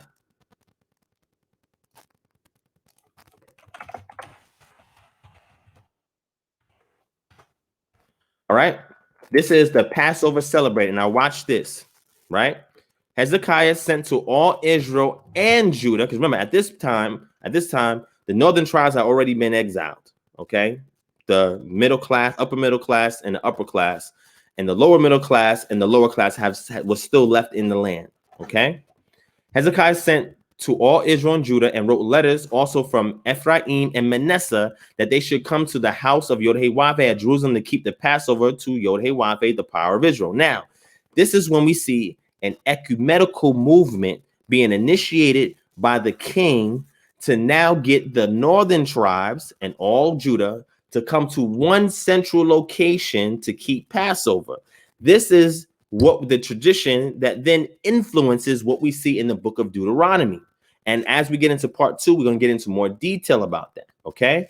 For the king and his princess and all the assembly in Jerusalem had taken counsel to keep Passover in the 2nd month. So now they made a decision that, look, we're not going to keep it in the 1st month. We're going to keep it in the 2nd month. It says, for they could not keep it at that time because the priests had not consecrated themselves in sufficient number, nor had the people assembled in Jerusalem. So 2 things. The priests had not gone through their consecration purification ceremony in time, and he's trying to get the people in the north, when he's sending messengers there, to come to the south. That takes time to travel and commute. Okay.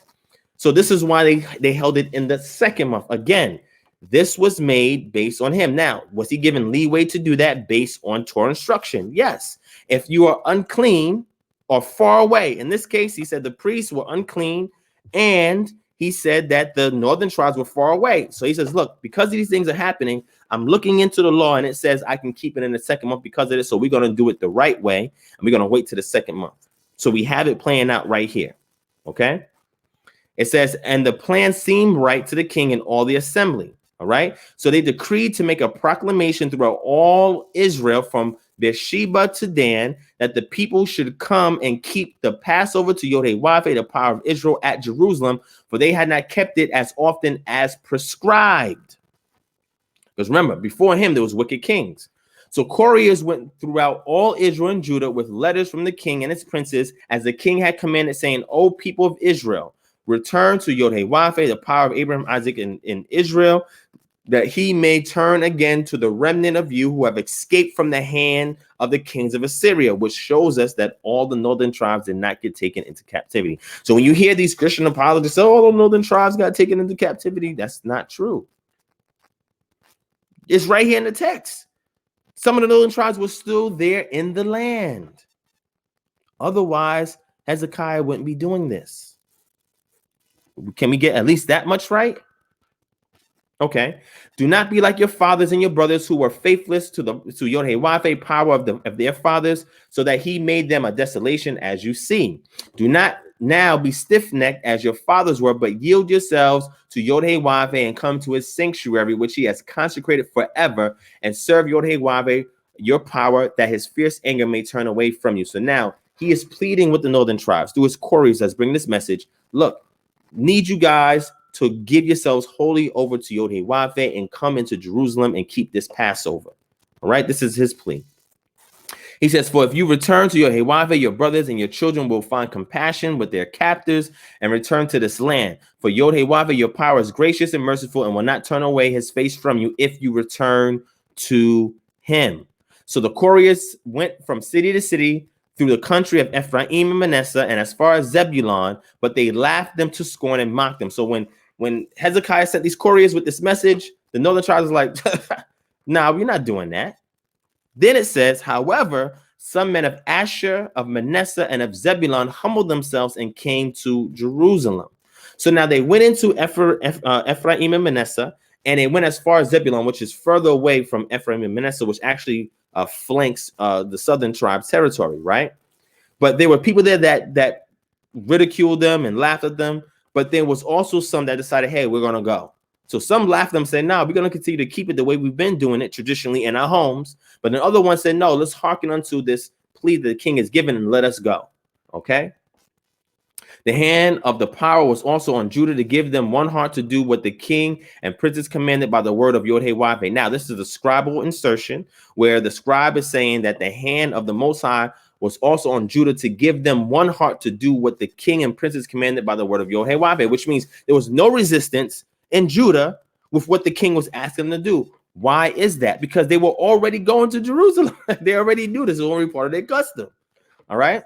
And it says, and many people came together in Jerusalem to keep the feast of unleavened bread in the 2nd month, a very great assembly. This is now the institution, the reinstitution of Passover being centralized and state administered in one location, which is Jerusalem. This is now you see the development where it says that, 3 times out of the year, your men that appear before the Most High in a place where he chooses to place his name. Well, the influence for that writing came from the history that we see right here. Okay. They set to work and remove the altars that were in Jerusalem, and all the altars for burning incense they took away and threw it into the brook Kidron. And they slaughtered the Passover lamb on the 14th day of the 2nd month. And the priests and the Levites were ashamed, so they consecrated themselves and brought burnt offerings into the house of Yod-Heh-Wav-Heh. They took their accustomed posts according to the law of Moshe, the man of the Most High. The priests threw the blood that they received from the hand of the Levites, for they were many in the assembly who had not consecrated themselves. Therefore, the Levites had to slaughter the Passover lamb for everyone who was not clean to consecrate it before Yod-Heh-Wav-Heh. For a majority of the people, many of them from Ephraim, Manasseh, Issachar, and Zebulun, had not consecrated or cleansed themselves, yet they ate the Passover otherwise than prescribed. For Hezekiah had prayed for them, saying, may the good Yod-Heh-Wav-Heh pardon everyone who sets his heart to seek him, Yod-Heh-Wav-Heh, the power of his fathers, even though not according to the sanctuary's rule of cleanliness. So what that means is that an exception was made here, right? That these people from the north, that they ate the Passover without being consecrated properly. But Hezekiah the king prayed on their behalf and said, because they just had the willingness to come down here and do it according to the rules of cleanliness, the sanctuary's rules of cleanliness, he's saying, Yah, forgive them. Yah, accept them. Okay, this is a reform that he's doing. And it says, and Yod-Heh-Wav-Heh heard Hezekiah and healed the people. This is a historical narrative that's important for you to understand what we see in the book of Deuteronomy when it comes to understanding holistically the Passover and unleavened bread. Okay. All right. So just give me 1 second, family. Oh, there we go.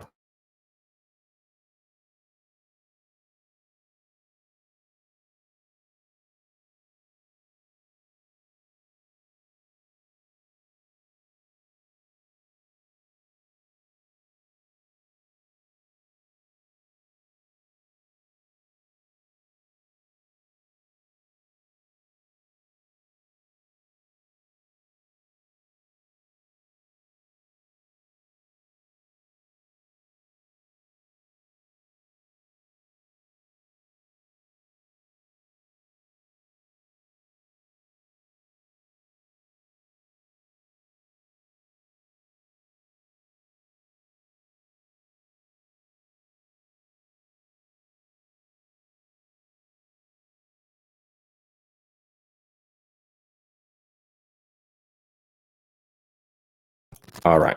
My bad. I had to step away for a second. All right. So we're going to get into the next attempt at reform, because after Hezekiah was gone, you know, the kings of the south went back into perdition. So now we're going to get 2 Chronicles chapter 35. Okay.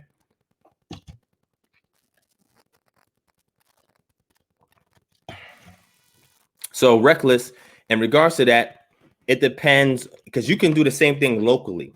Because what you see happen in Israel, there are local signs that synchronize with the 6 signs that we see in Israel. So if you couldn't get couriers from Jerusalem, from Israel, to go out and bring the word of those priests saying, okay, now is the time that we're going to start the count, then if they're far away in another country, then what they would do is that they would use similar signs that you see in Israel in order for them to reckon that timing there in the land in which they were in. And I'm going to get into this when we get into the Elephantine Papyri, and we have other sources externally where these things were kept. But I just want to stop there where I'm at. Shout out to my brother Del H for the donation. I truly appreciate that, my brother. Okay, so let's get into 2 Chronicles chapter 35. 2 Chronicles chapter 35. Okay.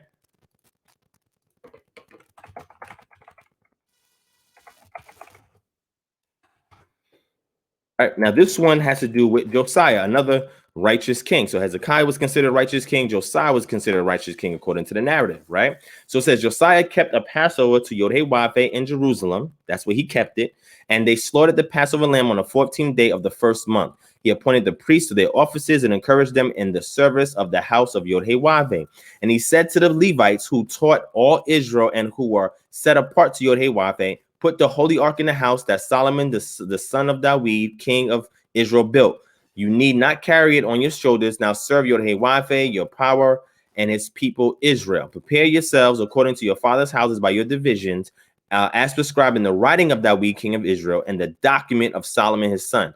Well, you know what? We don't have that document of Solomon's son, and we don't have the writings of David.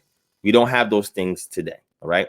Now, some would say, well, we do have some in the form of Psalms, yes, but that is not in accordance to what we're seeing here in the narrative. This is a different set of writings than we see in the Psalms. And that doctrine of Solomon, we don't have that today.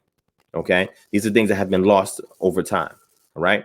And it says, and stand in a holy place according to the groupings of the fathers' houses of your brothers, the lay people, and according to the division of the Levites by father's household. So he's telling them how to get structured and how to get organized. Okay.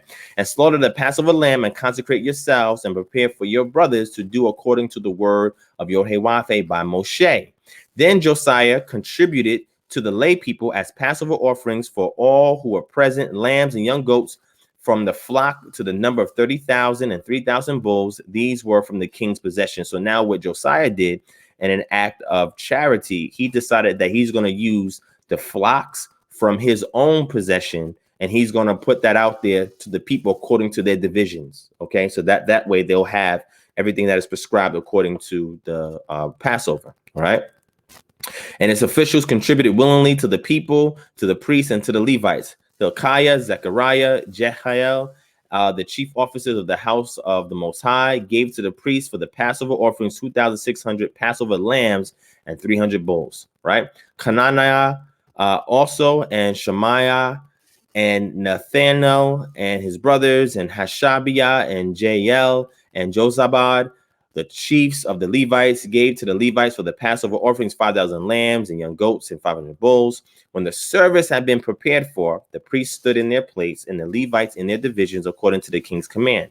And they slaughtered the Passover lamb, and the priests threw the blood that they received from them while the Levites flayed the sacrifices. So now what we're seeing is we're seeing other customs that are being performed on top of the template that's laid down in the Chumash. Okay. And it says, and they set aside the burnt offerings that they might distribute them according to the groupings of the fathers' houses of the lay people, because, you know, the head elder represents the household. All right. To offer to Yod-Heh-Wav-Heh as it is written in the book of Moshe. And so they did with the bulls. And they roasted the Passover lamb with fire according to the rule. And they boiled the holy offerings in pots, in the cauldrons, and in the pans, and carried them quickly to all the lay people. And afterwards, they prepared for themselves and for the priests, because the priests, the sons of Aaron, were offering the burnt offerings and the fat parts until night. So the Levites prepared for themselves and for the priests, the sons of Aaron. Then it goes into the singers. And then verse 16 says, so all the service of Yod-Heh-Wav-Heh were prepared that day to keep the Passover and to offer burnt offerings on the altar of Yod-Heh-Wav-Heh according to the king, a command of King Josiah. Now here it says the singers, the sons of Asaph, you see Asaph is one of the contributors to the Psalms, were in their place according to the command of David, and Asaph and Heman and Jeduthun, the king's seer, and the gatekeepers were at each gate. So now everybody's in their place, right, during this period of time. So now when this was going on, they had singers, right, because now it's a national holiday. Right before it was in your homes, you don't see nothing about singers being arranged while people are in their homes. But now that is a national, state administered holiday. Now they're doing this big hoopla where they have the singers and everybody's in their place, and they, you know, but they're probably with their royal garbs on and things of that nature. So now it becomes a big deal because it's a national holiday, right? And again, this is representative of, you know, it being something that's extravagant, because Josiah went all out. You know what I'm saying? He was balling when it came to this. And we're going to see it because if you keep on, it says that. And the people of Israel who were present kept the Passover at that time and the Feast of Unleavened Bread 7 days. Then it says, no Passover like it had been kept in Israel since the days of Samuel the prophet. None of the kings of Israel had kept such a Passover as was kept by Josiah, and the priests and the Levites and all Judah and Israel who are present and inhabitants of Jerusalem. In the 18th year of the reign of Josiah, this Passover was kept. Josiah had the most extravagant, most organized, most structured Passovers, more than any other person from the time of Samuel all the way to his day. This is what the text is saying. Okay, so this was a big deal. All right, so let's go to 2 Kings chapter 23 to top this off. And we're going to go to verses 21, right? Josiah's doing all his reforms. We go to verse 21 where it says he restores the Passover. And it says here, and the king commanded all the people, keep the Passover to Yod-Heh-Wav-Heh, your power, as it is written in this book of the covenant. For no such Passover had been kept since the days of the judges who judged Israel, or during the days of the kings of Israel, or of the kings of Judah. But in the 18th year, this is called relative dating, right? Where you date something according to an event that occurs, right? Regnal years, you date events according to the regnal years of ascension of a king or descension of a king, okay? But in the 18th year of King Josiah, this Passover was kept to Yod-Heh-Wav-Heh in Jerusalem, okay? Now, again, more details for that is found in 2 Chronicles, which we already read. This gives you more detail in regards to this. So again, the reforms that are made by Hezekiah and Josiah, the ecumenical gathering and assembly of a state-administered, state-sponsored, set-apart day, right, has been implemented by them, and we see the influence of this in the book of Deuteronomy, okay? And when we look at the different stylistic differences, literary differences, doing textual criticism through the lens of textual criticism, analyzing the Torah, we'll see the contributions based on the historical narratives that we see in the rest of the text, all right? So that is very important. And then after Josiah being the righteous king, later on, then we see that the southern tribes are exiled. Okay, the southern tribes are exiled, right? And then the last thing that I'm going to read, matter of fact, I think I should be able to finish. I don't know. If y'all want me to finish, hit 1 and I'll finish. Shout out to Brandon Thompson for the donation. I truly appreciate that, my brother. So if you guys want me to finish, hit 1. If you want me to finish the rest of the points. And I can either do a Q&A now, or I can hold off on a Q&A to when I go live for Passover. All right. If you guys want me to finish, hit 1. If you want me to finish, if you want me to finish, hit 1. Hit 1 if you want me to finish. Let me know, family. If you want me to finish, hit 1. And I'll wait to see ones. If I don't see ones, then I'll just stop here. Okay. Because what I gave you now is the pre-exilic form of Passover, pre-exilic form of Passover. Okay. Now we're going to go into the post-exilic, and we're going to bring out some other things that is extremely important. Okay. Y'all said keep going. Okay. So I'll keep going. So if this is lengthy, it's because of y'all. All right. So now that the southern tribes are exiled, they're in Babylon for 70 years. We get the Marushu tablets, archives that I brought out for you guys in the previous live stream. Then we have the Al Yehudu tablets, which I brought out for you guys in another live stream. Now we see that the Israelites are now developing communities in these regions. Okay, now they're being sanctioned to leave. Once we have Cyrus coming on the scene, they're allowed to go back to Jerusalem. So some of them go back to Jerusalem. Now, if we look during the time of Ezra, there's a return to Jerusalem during the time of Ezra, and we're going to see the first time that the Passover has been reinstituted, probably since the time of Josiah. Okay. Now, what they do in the land of their captivity is interesting. We're going to see maybe in a follow-up lecture if they did anything there that pertains to the feast days. Okay. And in Apocrypha, we see the feast day kept outside the land as well, but that's something totally separate. So let's get to Ezra when the southern tribes are returning back to Jerusalem. All right. And mind you, this is in 458 BCE. 458 BCE. All right. So let's get Ezra chapter 6. Ezra chapter 6. All right. And we're going to go to verse 19. All right. So after they finish the temple, it says Passover is now being celebrated. On the 14th day of the first month, the returned exiles kept Passover, for the priests and the Levites had purified themselves together. All of them were clean. So they slaughtered the Passover lamb for all the returned exiles, for their fellow priests, and for themselves. It was eaten by the people of Israel who had returned from exile, and also by everyone who had joined them and separated themselves from the uncleanliness of the peoples of the land to worship Yod-Heh-Wav-Heh, the power of Israel. And they kept the feast of unleavened bread 7 days with joy, for Yod-Heh-Wav-Heh had made them joyful, and had turned the heart of the king of Assyria to them, so that he aided them in the work of the house of the Most High, the power of Israel. Now, this is the first time this is being celebrated in the land since exile.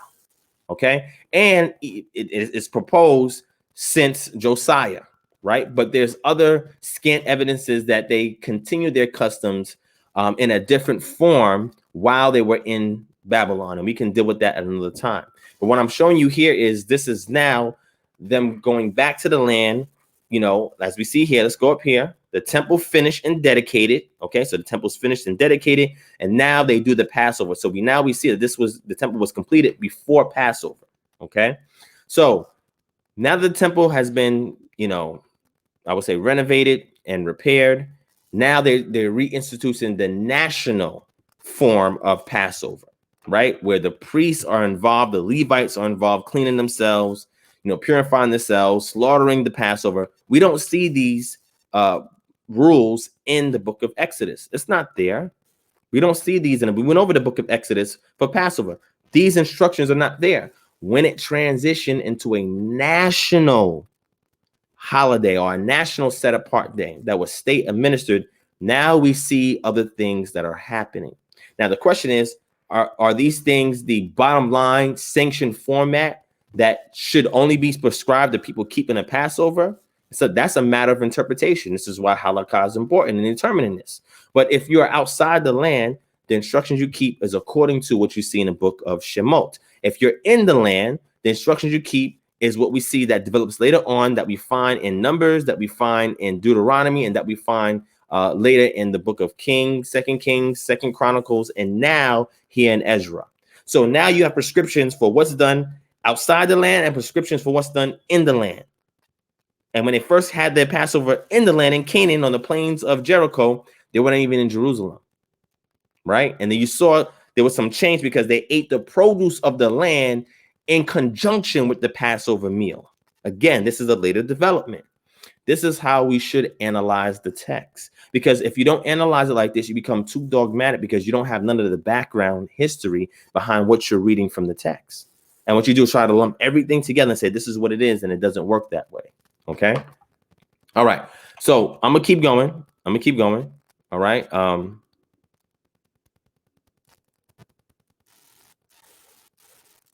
All right. So reckless animosity.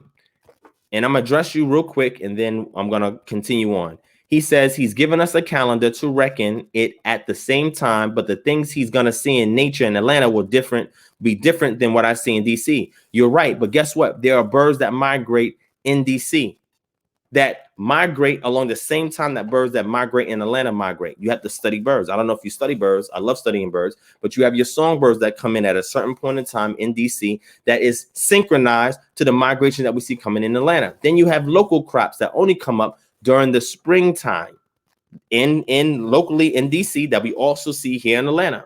Then you have the weather. Typically, it gets much warmer. So you can use that as a sign of the equinox, which can be seen. You can have a sundial, check out the equilux and then your equinox with the sundial. And that should be consistent from there in DC to what's here in Atlanta. The star constellation, remember the sidereal year. It's also what I mentioned. Therefore, that constellation of Pisces should be prominent in DC, just like it is here in Atlanta. And the full moon, you should be able to also see it in DC, just like we can see it here in Atlanta. So you have 6 signs because you can take any 2 or 3 witnesses out of these 6 signs in order for you to synchronize when to keep Passover. Now, things may be different if you're in the southern hemisphere. Things are slightly different if you're near the equator and in the southern hemisphere, but there are still methods you can use to synchronize. This is something that has been, I mean, if you study, you know, natural science or what they saw the ecology, ecological science, you're able to see these synchronizations happen all over the planet. Okay, you can find things that synchronize the things that you see in Israel that can also be played out in your part of the world. Okay, now I'll save that for a separate discussion. But what I'm saying to you is that you can still keep it here in Atlanta and synchronize with Israel. You got to observe nature in Atlanta, observe nature in Israel, and synchronize. Okay, what crops are here? What crops are here that grow up at the same time? All right, what's the weather patterns here? Weather patterns here that I can synchronize at the same time. What birds migrate in here that migrate in here that can synchronize at the same time? Can I see the equilux and the equinox here that I can hear?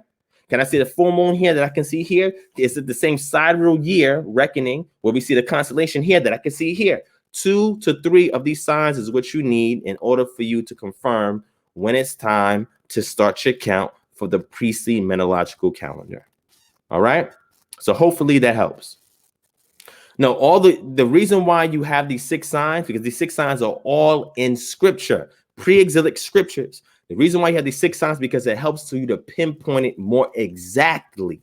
than just using 2 or 3 signs. You have a multitude of signs that are utilized to determine when the spring season is here. So these things also help you in conjunction, these terrestrial signs in conjunction with these celestial signs, that they work in congruency to help you to determine when it's time to have this feast. Okay, or the count, or start the count to have the feast. All right. Shout out to my sister Nisi's PCs in the building. My brother Yarden in the building. What's going on, my brother? All right. So hopefully this helps. My brother James, what's going on? Dimitri Elder, I see you. Ashlam Mahdi in the building. What's going on, my brother? John Doodle, Straight Upright Path, the Gadite, Northern Bell, 6738, Kishmo, Ara, Dar, Yawesh, Yash Shakar. Sorry. Let me see who else. I think I got everybody. I think I grabbed everybody. All right. So also, family, hit that thumbs up button. Thank you, my sister Nisi's Pieces. Hit that thumbs up button, family. If you're brand new, hit subscribe. Make sure you share this video, so anytime anybody in our community has questions about Passover, this is going to be a good resource for them. Okay, so now we read what happened in Ezra with the Israelites returning back to the land, rededicating the temple and instituting Passover. I showed you the juxtapose for you the Passover that was kept the first time and the instructions that are given, and we contrasted it against when it became a national holiday and how that influenced the book of Deuteronomy, which we're going to see the evidence for that later. All right, and then we see how this actual feast develops over time based on certain circumstances that are occurring. All right. So when people make blanket statements, black and white statements, you can't keep the Passover outside of captivity. So now after this rededication, everything happens in 458 BCE. Now, I would say maybe about 40 years later, we have Israelites, Northern Tribe Israelites, that are in Elephantine Island in Egypt. Okay. Now, let me bring that resource for you so we can go into it.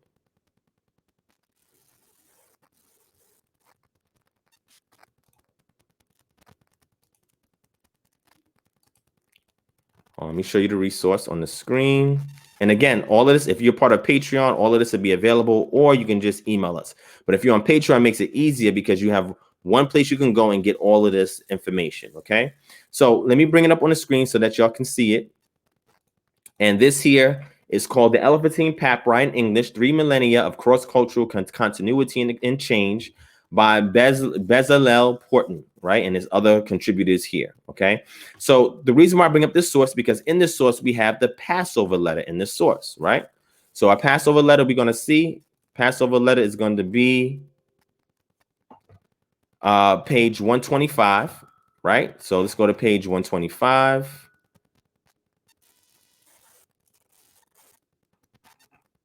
Okay. And here in the Jedaniah archive, we have what's called the Passover letter. Let me zoom in because it might be kind of small. Let's zoom in. All right. Now, the date is 419 to 18 BCE. It gives you the size of the actual parchment that they found. It's 10 lines. It's from Elephantine. It's from the party says Hananiah, son of Pien, to Jedaniah and the Jewish troop, right? This communication between what's going on by a party in Jerusalem and what's going on by a party that's there in Elephantine Island, right? The object is Passover regulation. So let's read this, and then we're going to actually read the actual letter. Significant as this letter is, its full intent eludes us because of our ignorance as to the identity of Hananiah and the loss of the command from Darius to Arsaces, right? Instructions I, right? Hananiah arrived from outside of Egypt, either upon the initiative of the Jewish authorities in Jerusalem or the Persian court, or in response to a petition of the Elephantine Jews. If the latter, we may imagine that their observance of the dual festivals of Passover and unleavened bread was being instructed by the Egyptian priests. Hananiah succeeded in gaining the king's confirmation of their traditional rites, and on his own initiative stated 3 or 4 biblical requirements, instructions 2, such as eating unleavened bread during the 7-day festival, followed by interlacing of biblical requirements, such as abstaining from work on the first and last days, and interpretative innovations concerning purity. That's important. Purity, fermented drink, and the storage of leaven. These latter may have been recent rulings in Jerusalem. Did you see that?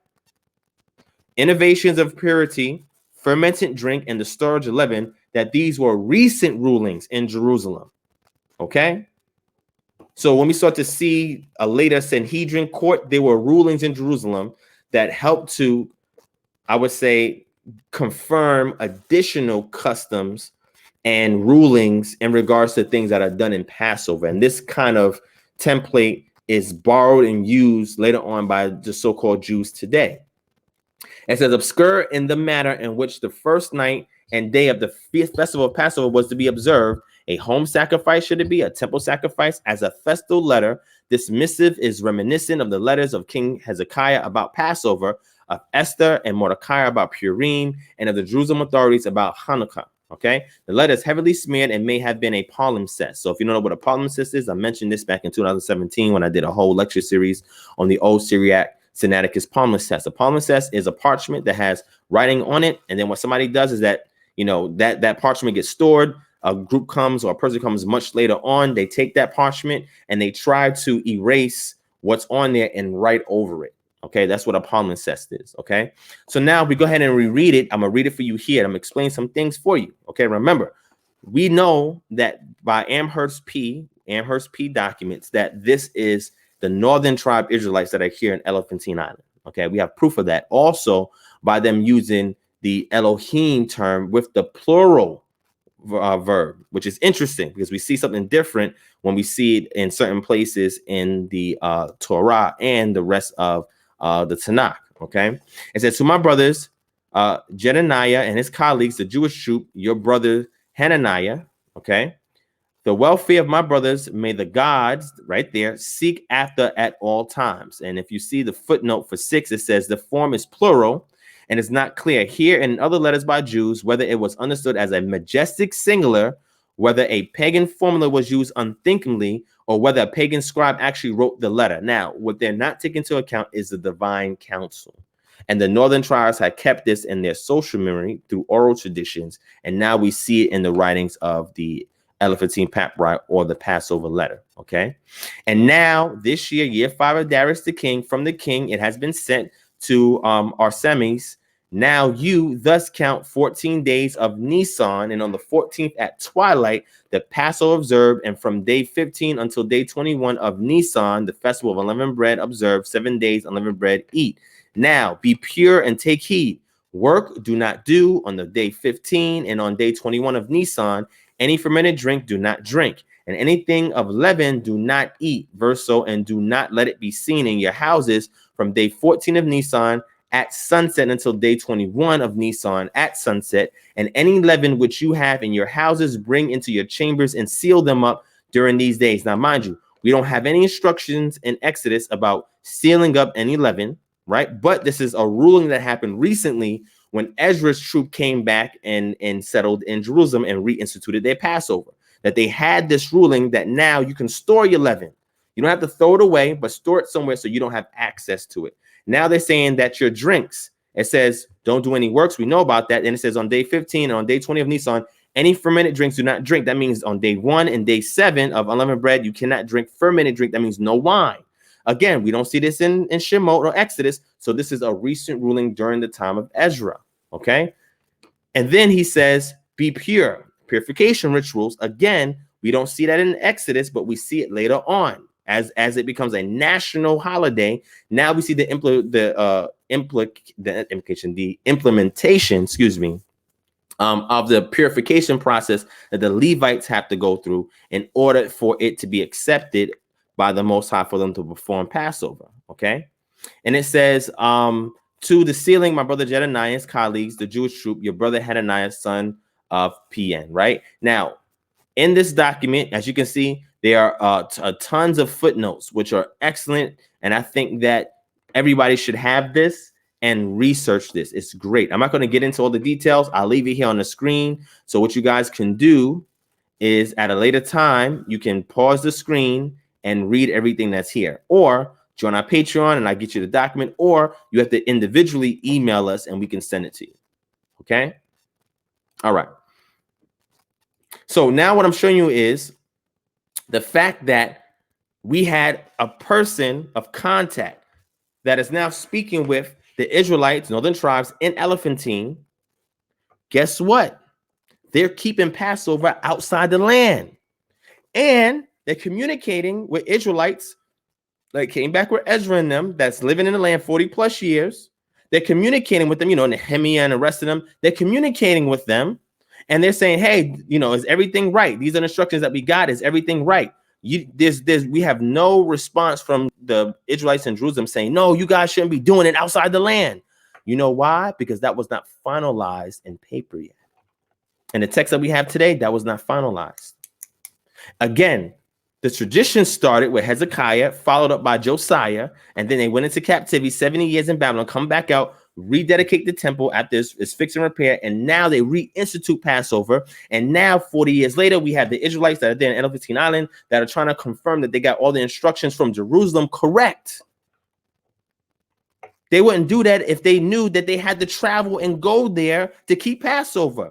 That means that what we see in our book of Deuteronomy is a later edition. And it was influenced by things that are happening by the reforms of Hezekiah, Josiah, and then the later reforms of what's being done when Ezra, Nehemiah, and all of them come back to reinstitute all the feast days in the land of Jerusalem. So now you start to see the development of these additional things, like you can store your leaven somewhere, don't drink any wine on the first and seventh day, and you must purify yourself. These are additional things that are not there in the book of Exodus. Exodus is representative of an older familial tradition. And then eventually it was taken over by the state, starting with Hezekiah and then Josiah, and made a national observant holiday.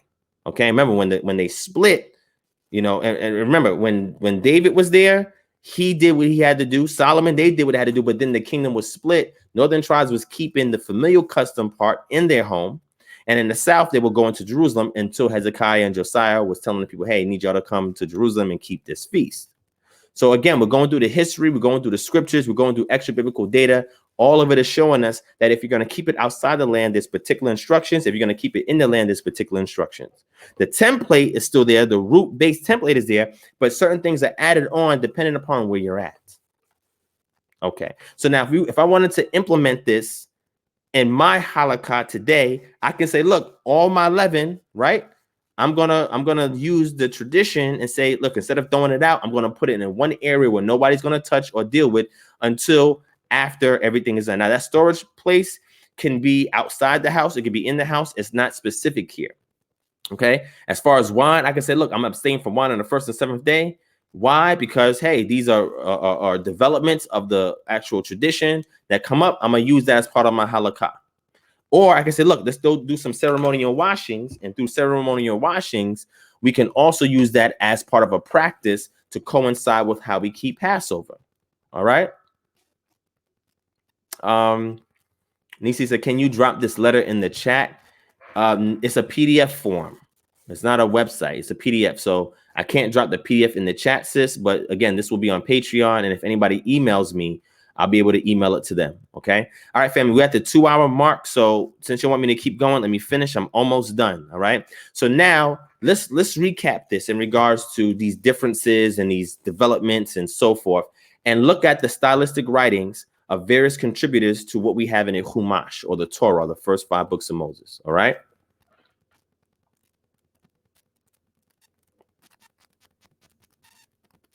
So 407 is almost 11 years later. So Derayahu, me and you could speak about that offline. All right. We could talk about that offline because I have more scholarly articles that go more in depth into that from more references that we have outside of what we're talking about right now. But I just wanted to give people some points of reference to understand where we're coming from, and they can also implement this in their own studies. All right. So let's go into this chart, which I think is going to be very important. I brought this chart up before in a previous discussion. All right. I want y'all to see this. And this is the general breakdown of the documentary hypothesis, okay, or later hypotheses that deal with the different stylistic differences in the text. And what I want to do is let's go to Exodus chapter 12, verse 1 to 6. So we go to Exodus chapter 12, and if you're looking on the chart, let me zoom in and make it a little bit bigger for y'all. Y'all can see it. All right. So we go to Exodus 12, which is right here. Exodus 12, 1 to 20, 28, 40 to 49 talks about the Passover. And this yellow color tells us of one of the contributors to the actual Torah. So let's take a look at that.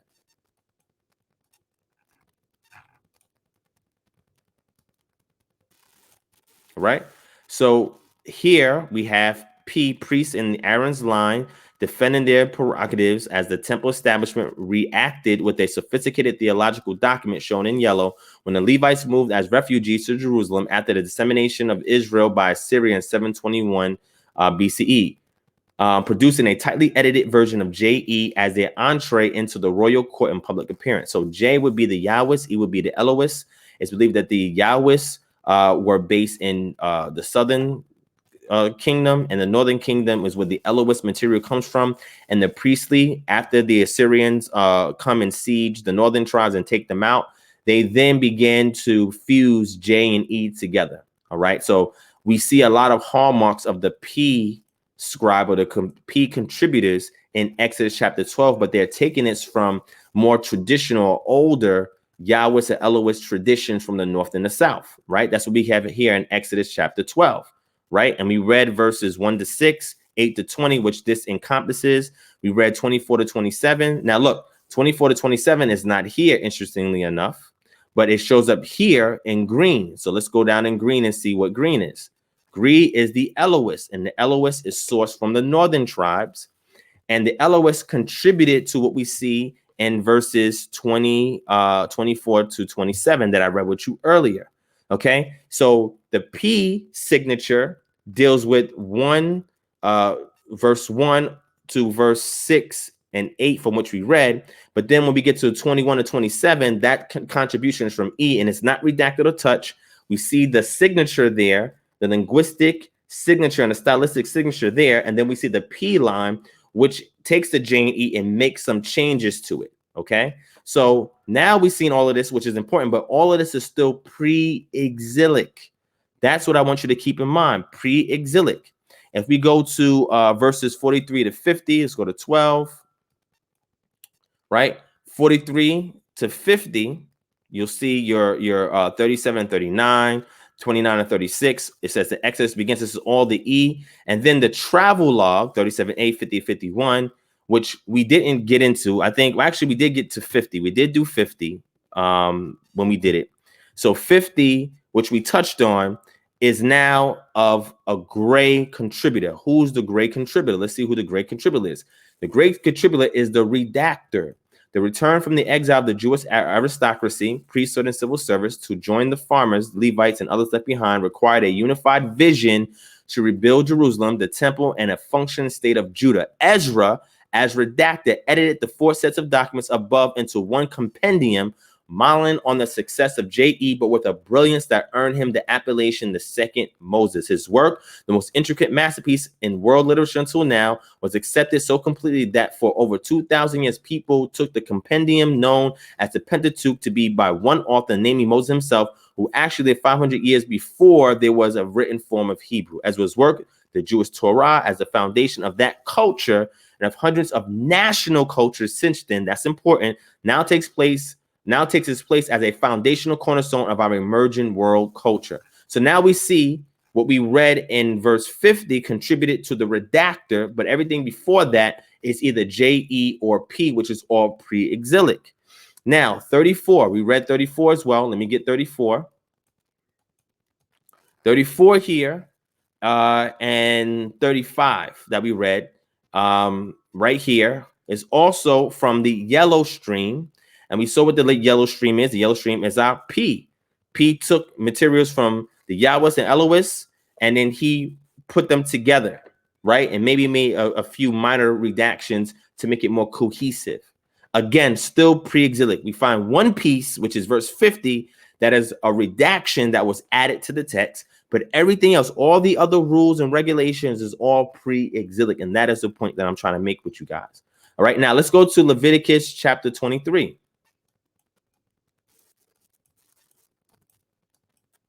Leviticus 23 that we read, it comes from what? The yellow. And the yellow that we saw is from the priestly line. Again, still pre-exilic.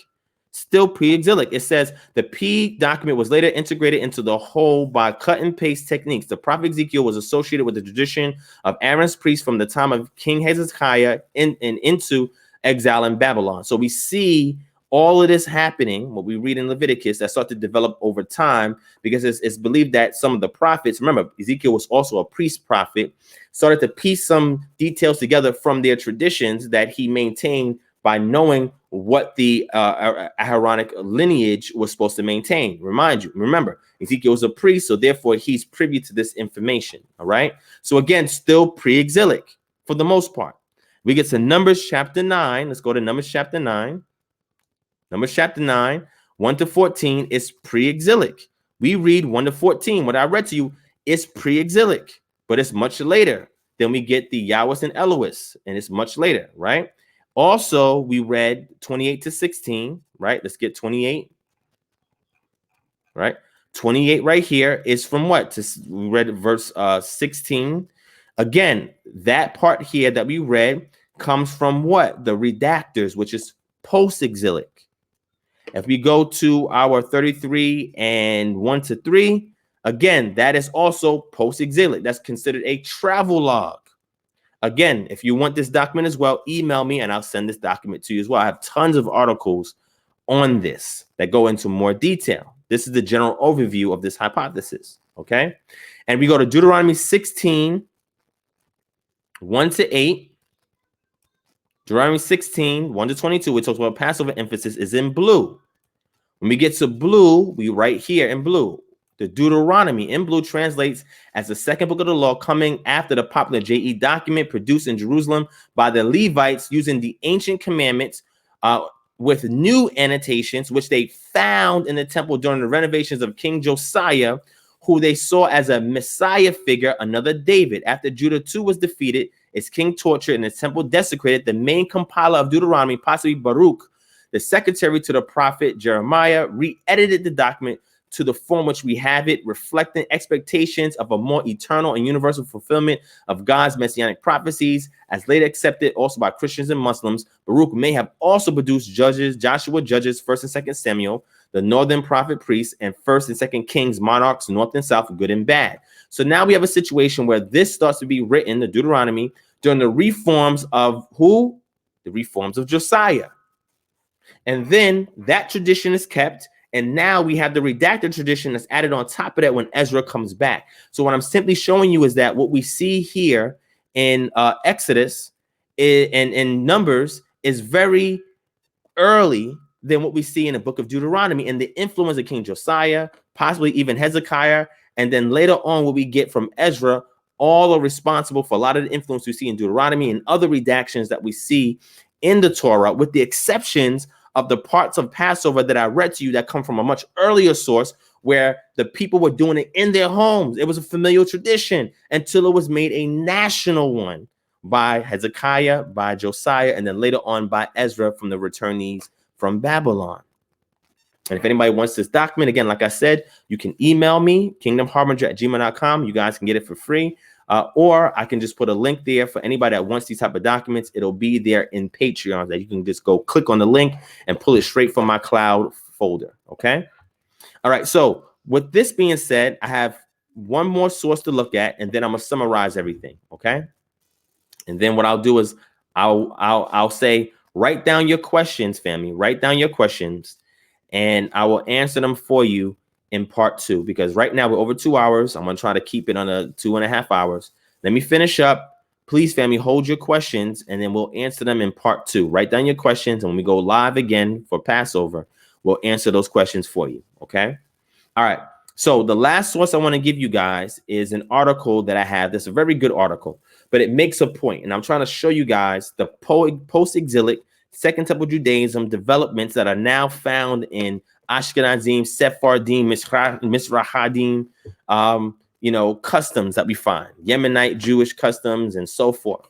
And I'm advocating for return to the pre-exilic state or status of Passover, which is to be done in your homes, congregate with your families.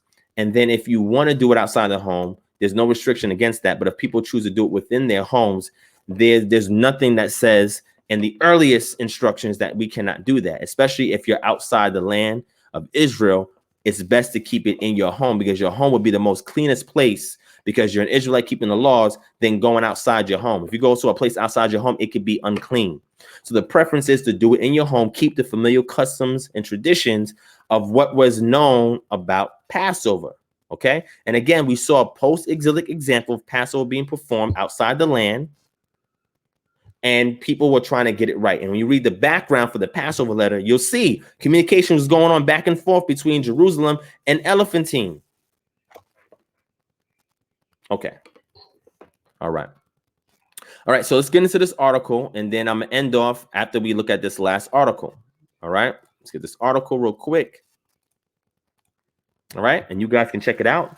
This is from the Jewish News of North Carolina. It says Passover customs and quirks vary tremendously between Ashkenazi and Sephardi.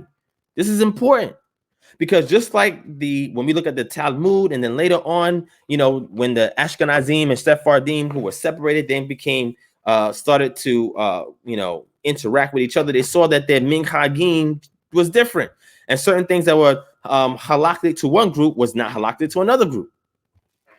So if we choose to take the template that we see, that were the rules and instructions that were done when they were outside the land, and then we add to it things based on principles in the Torah, now we can have our own pre-exilic customs, or cedar, if you want to use that term. But I said it should be zikron. That's what we should call it, zikron, our memorial. Okay, based on these practices, then we are allowed to do that, because even these so-called Jewish groups don't even got it all together. I say keep it simple. Keep it simplistic. You have everything there that's there in the text. And again, if there's hindrances, then you make slight modifications, and that would be your halakha of Israelites that are in the diaspora. Very simple. Okay. And again, if you trace to see how things develop when so-called Jews are expelled out the land, these are the same things that they hold to. All right. So it says Passover customs and quirks vary tremendously between Ashkenazi and Sephardi. This is written almost 20 years ago. Right. It starts off saying, it doesn't make sense. A friend said recently, I'm not a religious woman, yet on Pesach, all I can eat is matzah and jam. While my Iraqi neighbor, a pious rabbi, eats corn, rice, and bean salad and finishes it off with cake made from ground peanuts. Isn't it time the Jews have one halakha, one legal code for everybody? Now, remember, a lot of Jews today don't even eat the Paschal lamb anymore.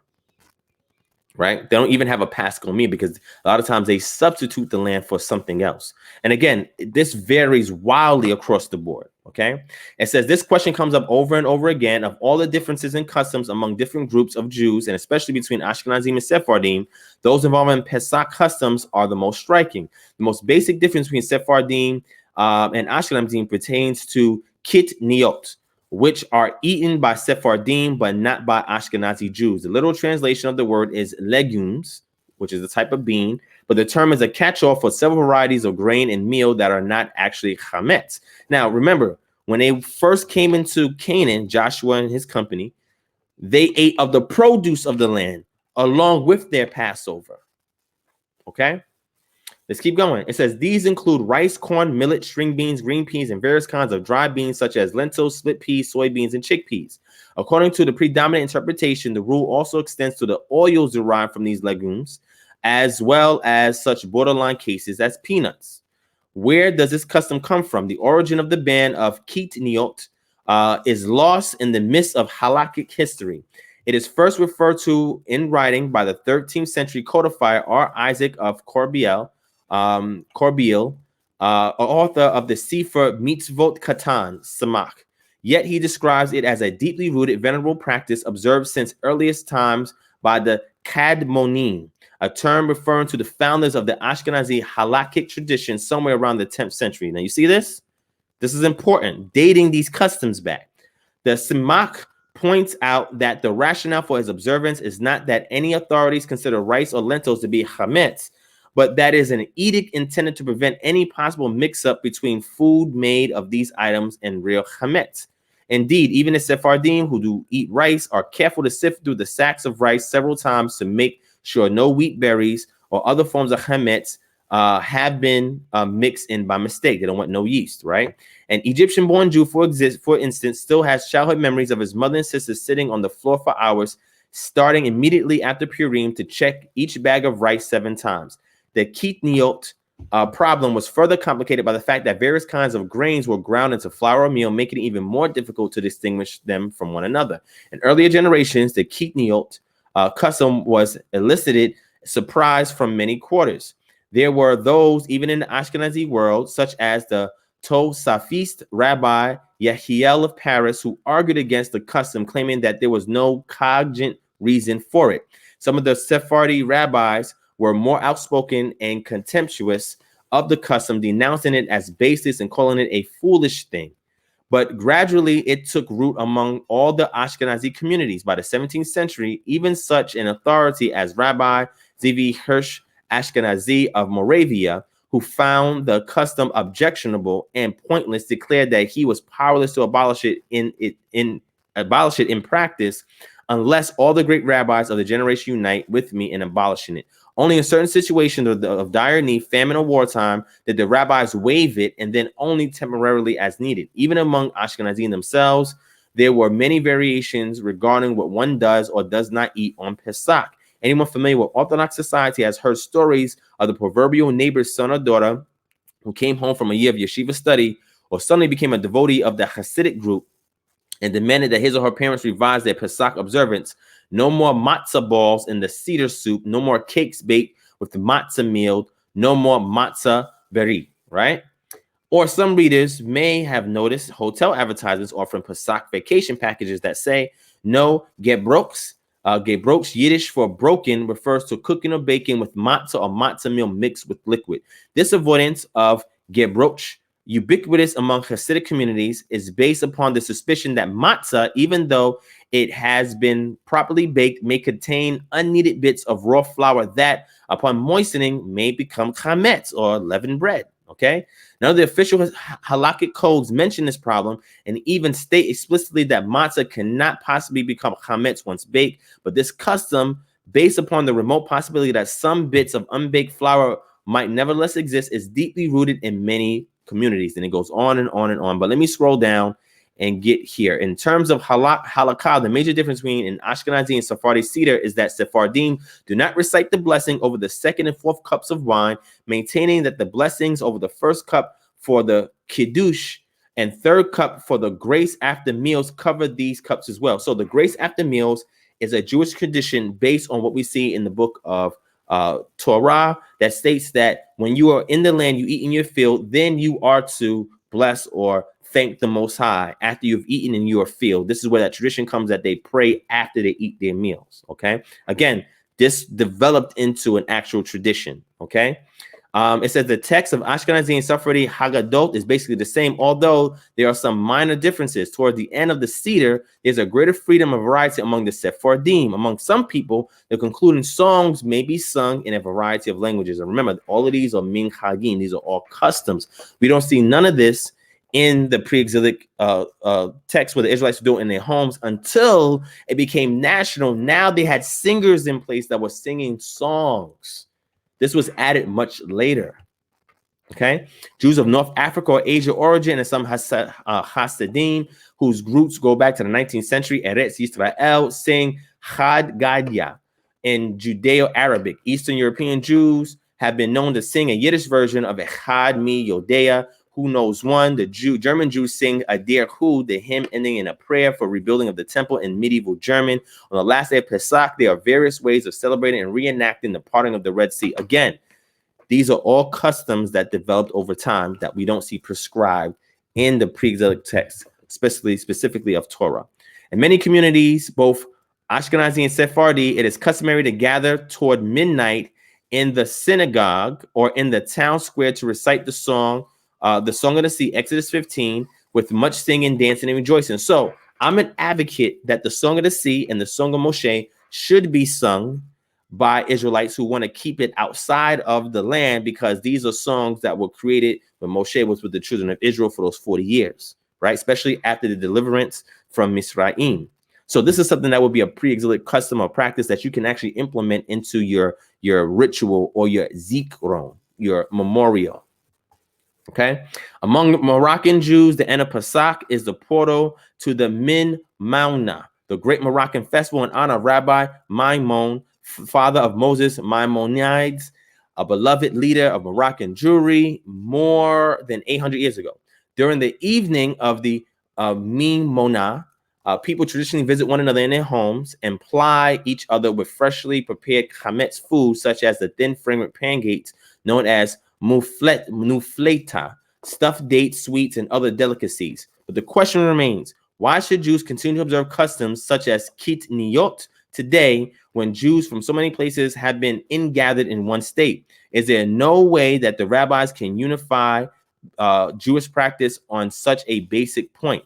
From halakhic perspective, any custom accepted, listen to this, accepted by a community over a significant period of time carries great weight. Time and again, rabbis defend a seemingly inexplicable practice with the reasoning that this is a venerable custom observed by communities since earliest times and one is not to change it. Check out my lecture, How Do We Walk It Out, where I touch more detail on this. It is inevitable, however, that over time, the course of time, the sharp distinction between Ashkenazi and Sephardi customs will inevitably begin to disappear.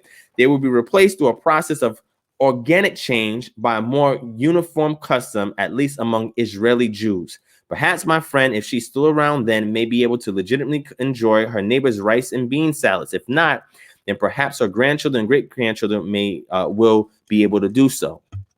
So the model is we look for the template in Torah, and from that template, if there's any additions to the initial template in Exodus, these are things that we can incorporate, right? If there are customs that develop over time, because it becomes a nationally or state administered set apart day or feast day, then there are additional traditions and customs that develop over that. And then there's a return back to Jerusalem after the southern tribes of exile during the time of Ezra, where there's additional traditions that develop during that time. So what I suggest, if we're going to follow this pre-exilic Israelite model, right, for a calendar, and we're going to try and reconstruct these practices, I would say we could go back to what is prescribed initially in Exodus that tells us to do these things while we're in our home. If you want to do the staff and the sandals thing, you can do that as well. But again, we're not leaving anywhere in haste because we're in our homes. If you want to put blood along your doorpost, that's up to you if you want to do that. Or you can just take some red tape and tape it there along the sides if you're unable to acquire a whole lamb for yourself to roast and to eat. Right nowadays, because a lot of us are not getting the lamb on the 10th day of the month and feed it and fattening it up. And so we're killing it. And after we slay it, we roast it whole and we eat from it. Unfortunately, a lot of us are unable to do that. So therefore, we're getting pieces of the lamb. Now, we technically did not break the lamb, even though the pieces were broken.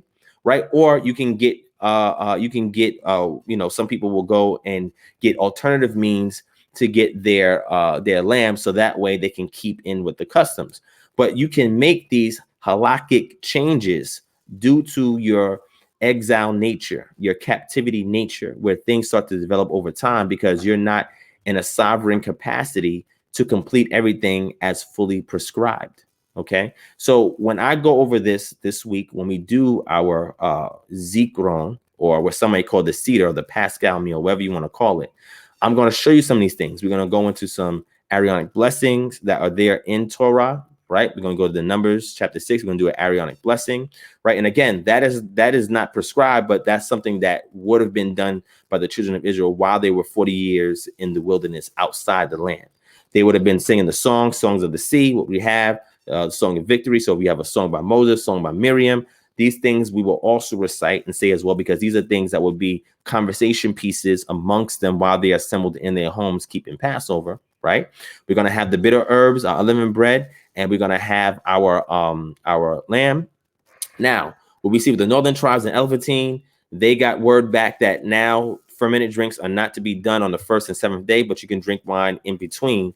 Now, that's something that's optional. I know with us, we're going to drink grape juice because of that custom and tradition that we're now infused into our pre-exilic practices. So therefore, we're going to drink, non-fermented drink, which would be grape juice with it, right? Or the Kedim brand, which I like to get as far as, grape juice is concerned.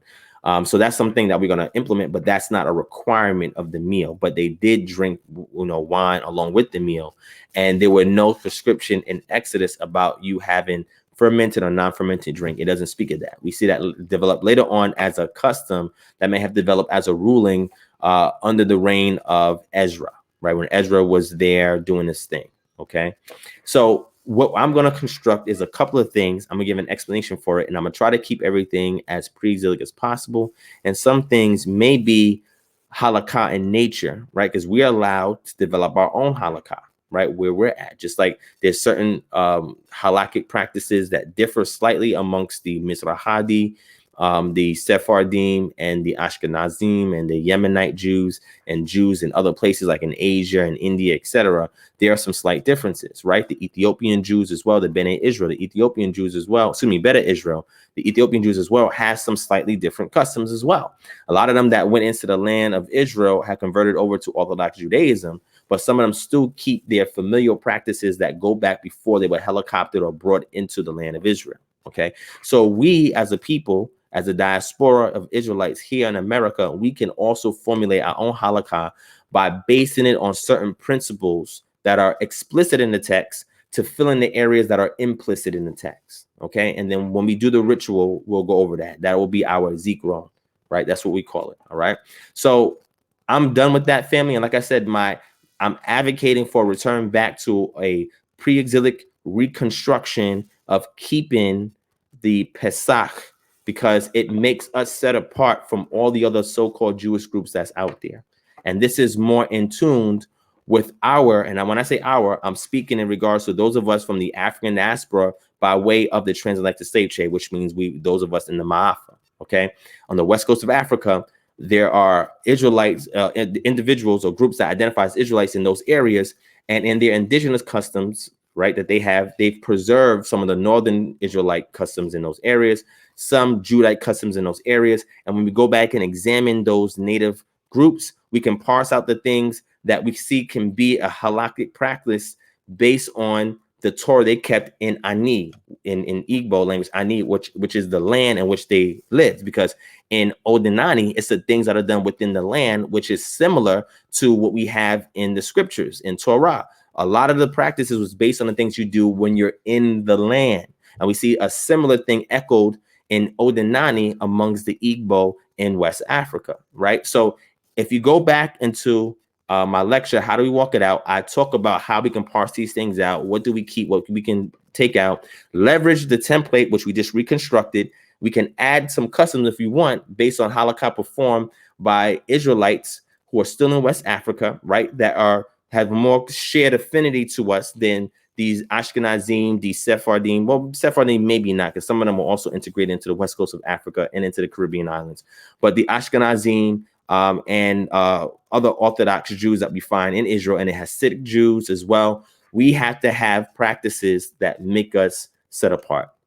If you go back to these pre-exilic template and we utilize that with some halakhic additions, then our way of performing it will make us Kodesh than any other group that's doing it. And we can unite amongst that if we come together as a group and have our leaders come and say, okay, look, how can we create our African diaspora here in America? How can we create our own halakha as it pertains to Passover and unleavened bread, right? And the other feasts, right? So we got to work first with the template, which we see before exile template. And then from there, when those Israelites migrated from there and made their way to West Africa, they created halakha from their Torah template based on things that had to be done in the land in which they were. So some, produces were supplemented. So now you don't have maybe pomegranates there, but you have yams, right? So certain things were switched out, right? And then from there, we can see some of those changes, parse them out, see which ones we can still maintain over here that go in addition to that template. And then from there, we can make some other adjustments based on being here in America with things we have access to, things we don't have access to, etc., and have our own form of halakha in which we perform Passover. That is revolutionary. That's what makes us distinct. So I'm not of the belief that we have to adhere to what we have in the Mishnaic writings, what we have in this that's mentioned in the Gemara, or the later sages during the medieval periods in Europe or Northern Africa, or in Babylon, right? I disconnect myself to those customs and those traditions and those things that they say that they do as it pertains to the Paschal meal and their Seder, etc. I say we have another lineage, another tradition, right, that comes from that same template that we are then allowed to create our own halakha. There are proponents that say, no, you have to do what's in the Talmud. And I'm like, no, that doesn't reflect us. So we have to do what reflects us as a people, as a community of the African diaspora that's here in Americas by way of the transatlantic slave trade, for our ancestors that were a admixture of individuals there on the west coast of Africa, and Israelite infusion into those peoples and bringing that bloodline to us here in the Americas that we then develop from. We need to have our own Kodesh set apart practices, and it can only be done if we reconstruct the pre-exilic model and then create our own halakha surrounding it. Okay, so that's all I want to say, family. Hopefully you guys got something from that. Hopefully that is helpful. Okay. So King David still trolling. I don't know, King David, the Lucid Fire, do you want to join the panel real quick? Let me know and we can hash that out. Otherwise, I'm going to conclude this session, family, and then I'm going to do part 2 when we do the questions and answers openly in the open panel after our Paschal meal. Okay, that evening I'll open it up for Q&A. All right. So do you want to get on here, King David, and voice your concerns? If not, then we're going to transition away from this. We're going to close out, family, and then we're going to continue later. All right. Yeah, it's trolling. Every time he gets time out, he trolls, right? So he's still not here. He's still not here. All right. Seth, okay, I'll touch on that. I'll touch on that. King David, do you want to get on the panel? Yes or no? It's that simple. Yes or no? If you don't respond, yes or no, I'm gonna close out. Do you want to get on the panel? Yes or no? Let me know. All right. And again, family, if you have any other questions, hold off until part 2. All right. Part 2, I will address that. I don't want to make this another hour long, so I'm going to end off here. All right. So King David still didn't give us the answer. Obviously, he's all talk and he don't want to come on a panel and say all the stuff that he's been saying, because again, what I just showed y'all is just a small portion of the evidence that I have. He says, I show the scripture. Again, they do that. They like to hide behind the chat and say stuff. And when you tell them man up and get on this panel, they're nowhere to be found. And if they do come on this panel to show themselves, it a lot of times it looks ridiculous. Sometimes it's decent, other times it looks ridiculous. So, I mean, yes, romaine lettuce, Donnell, romaine lettuce is something that's used in Seder for Ashkenazim. They also add parsley. You also have horseradishes, the leafy part of horseradishes they use also. Some people use hyssop for a bitter herb as well. But again, I'll answer those questions for you guys when we have part 2. No, he definitely doesn't, sis, because obviously he's not here. He just says, I show the scripture. How am I trolling? He said, I got the backup, my brother. All right, then get your behind on this panel. You ready? Let me know. I'll send you the link. Do you want to join a panel? If not, I'm going to end this off. Yes or no?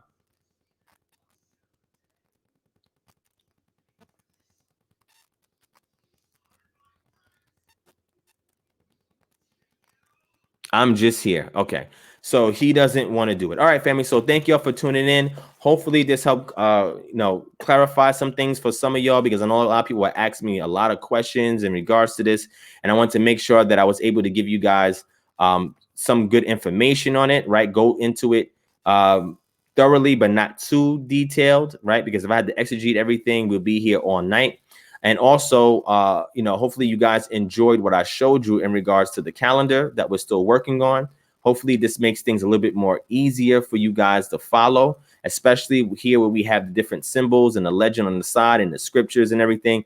I think this is an excellent, well-designed calendar. Shout out to my brother Seth Moyana in the chat. He's the one that put the template of this together. I'm the one that told him what changes to make to it. And we're going to finalize this for you guys to be available soon. Please sign up for our Patreon and you get access to this document for free. And if you're not Patreon, we're going to sell it at a small fee, so that way we can use this as a source of revenue to continue to fuel our work in the community and our R&D. All right. So there you have it, family. Again, thank you for tuning in. I appreciate everybody for watching. Hopefully you learned something. Again, hold off on your questions. I'll address them for you in part 2 when we do Passover, and then we can go from there. All right. So much love, family. Thank you for watching. Peace and shalom.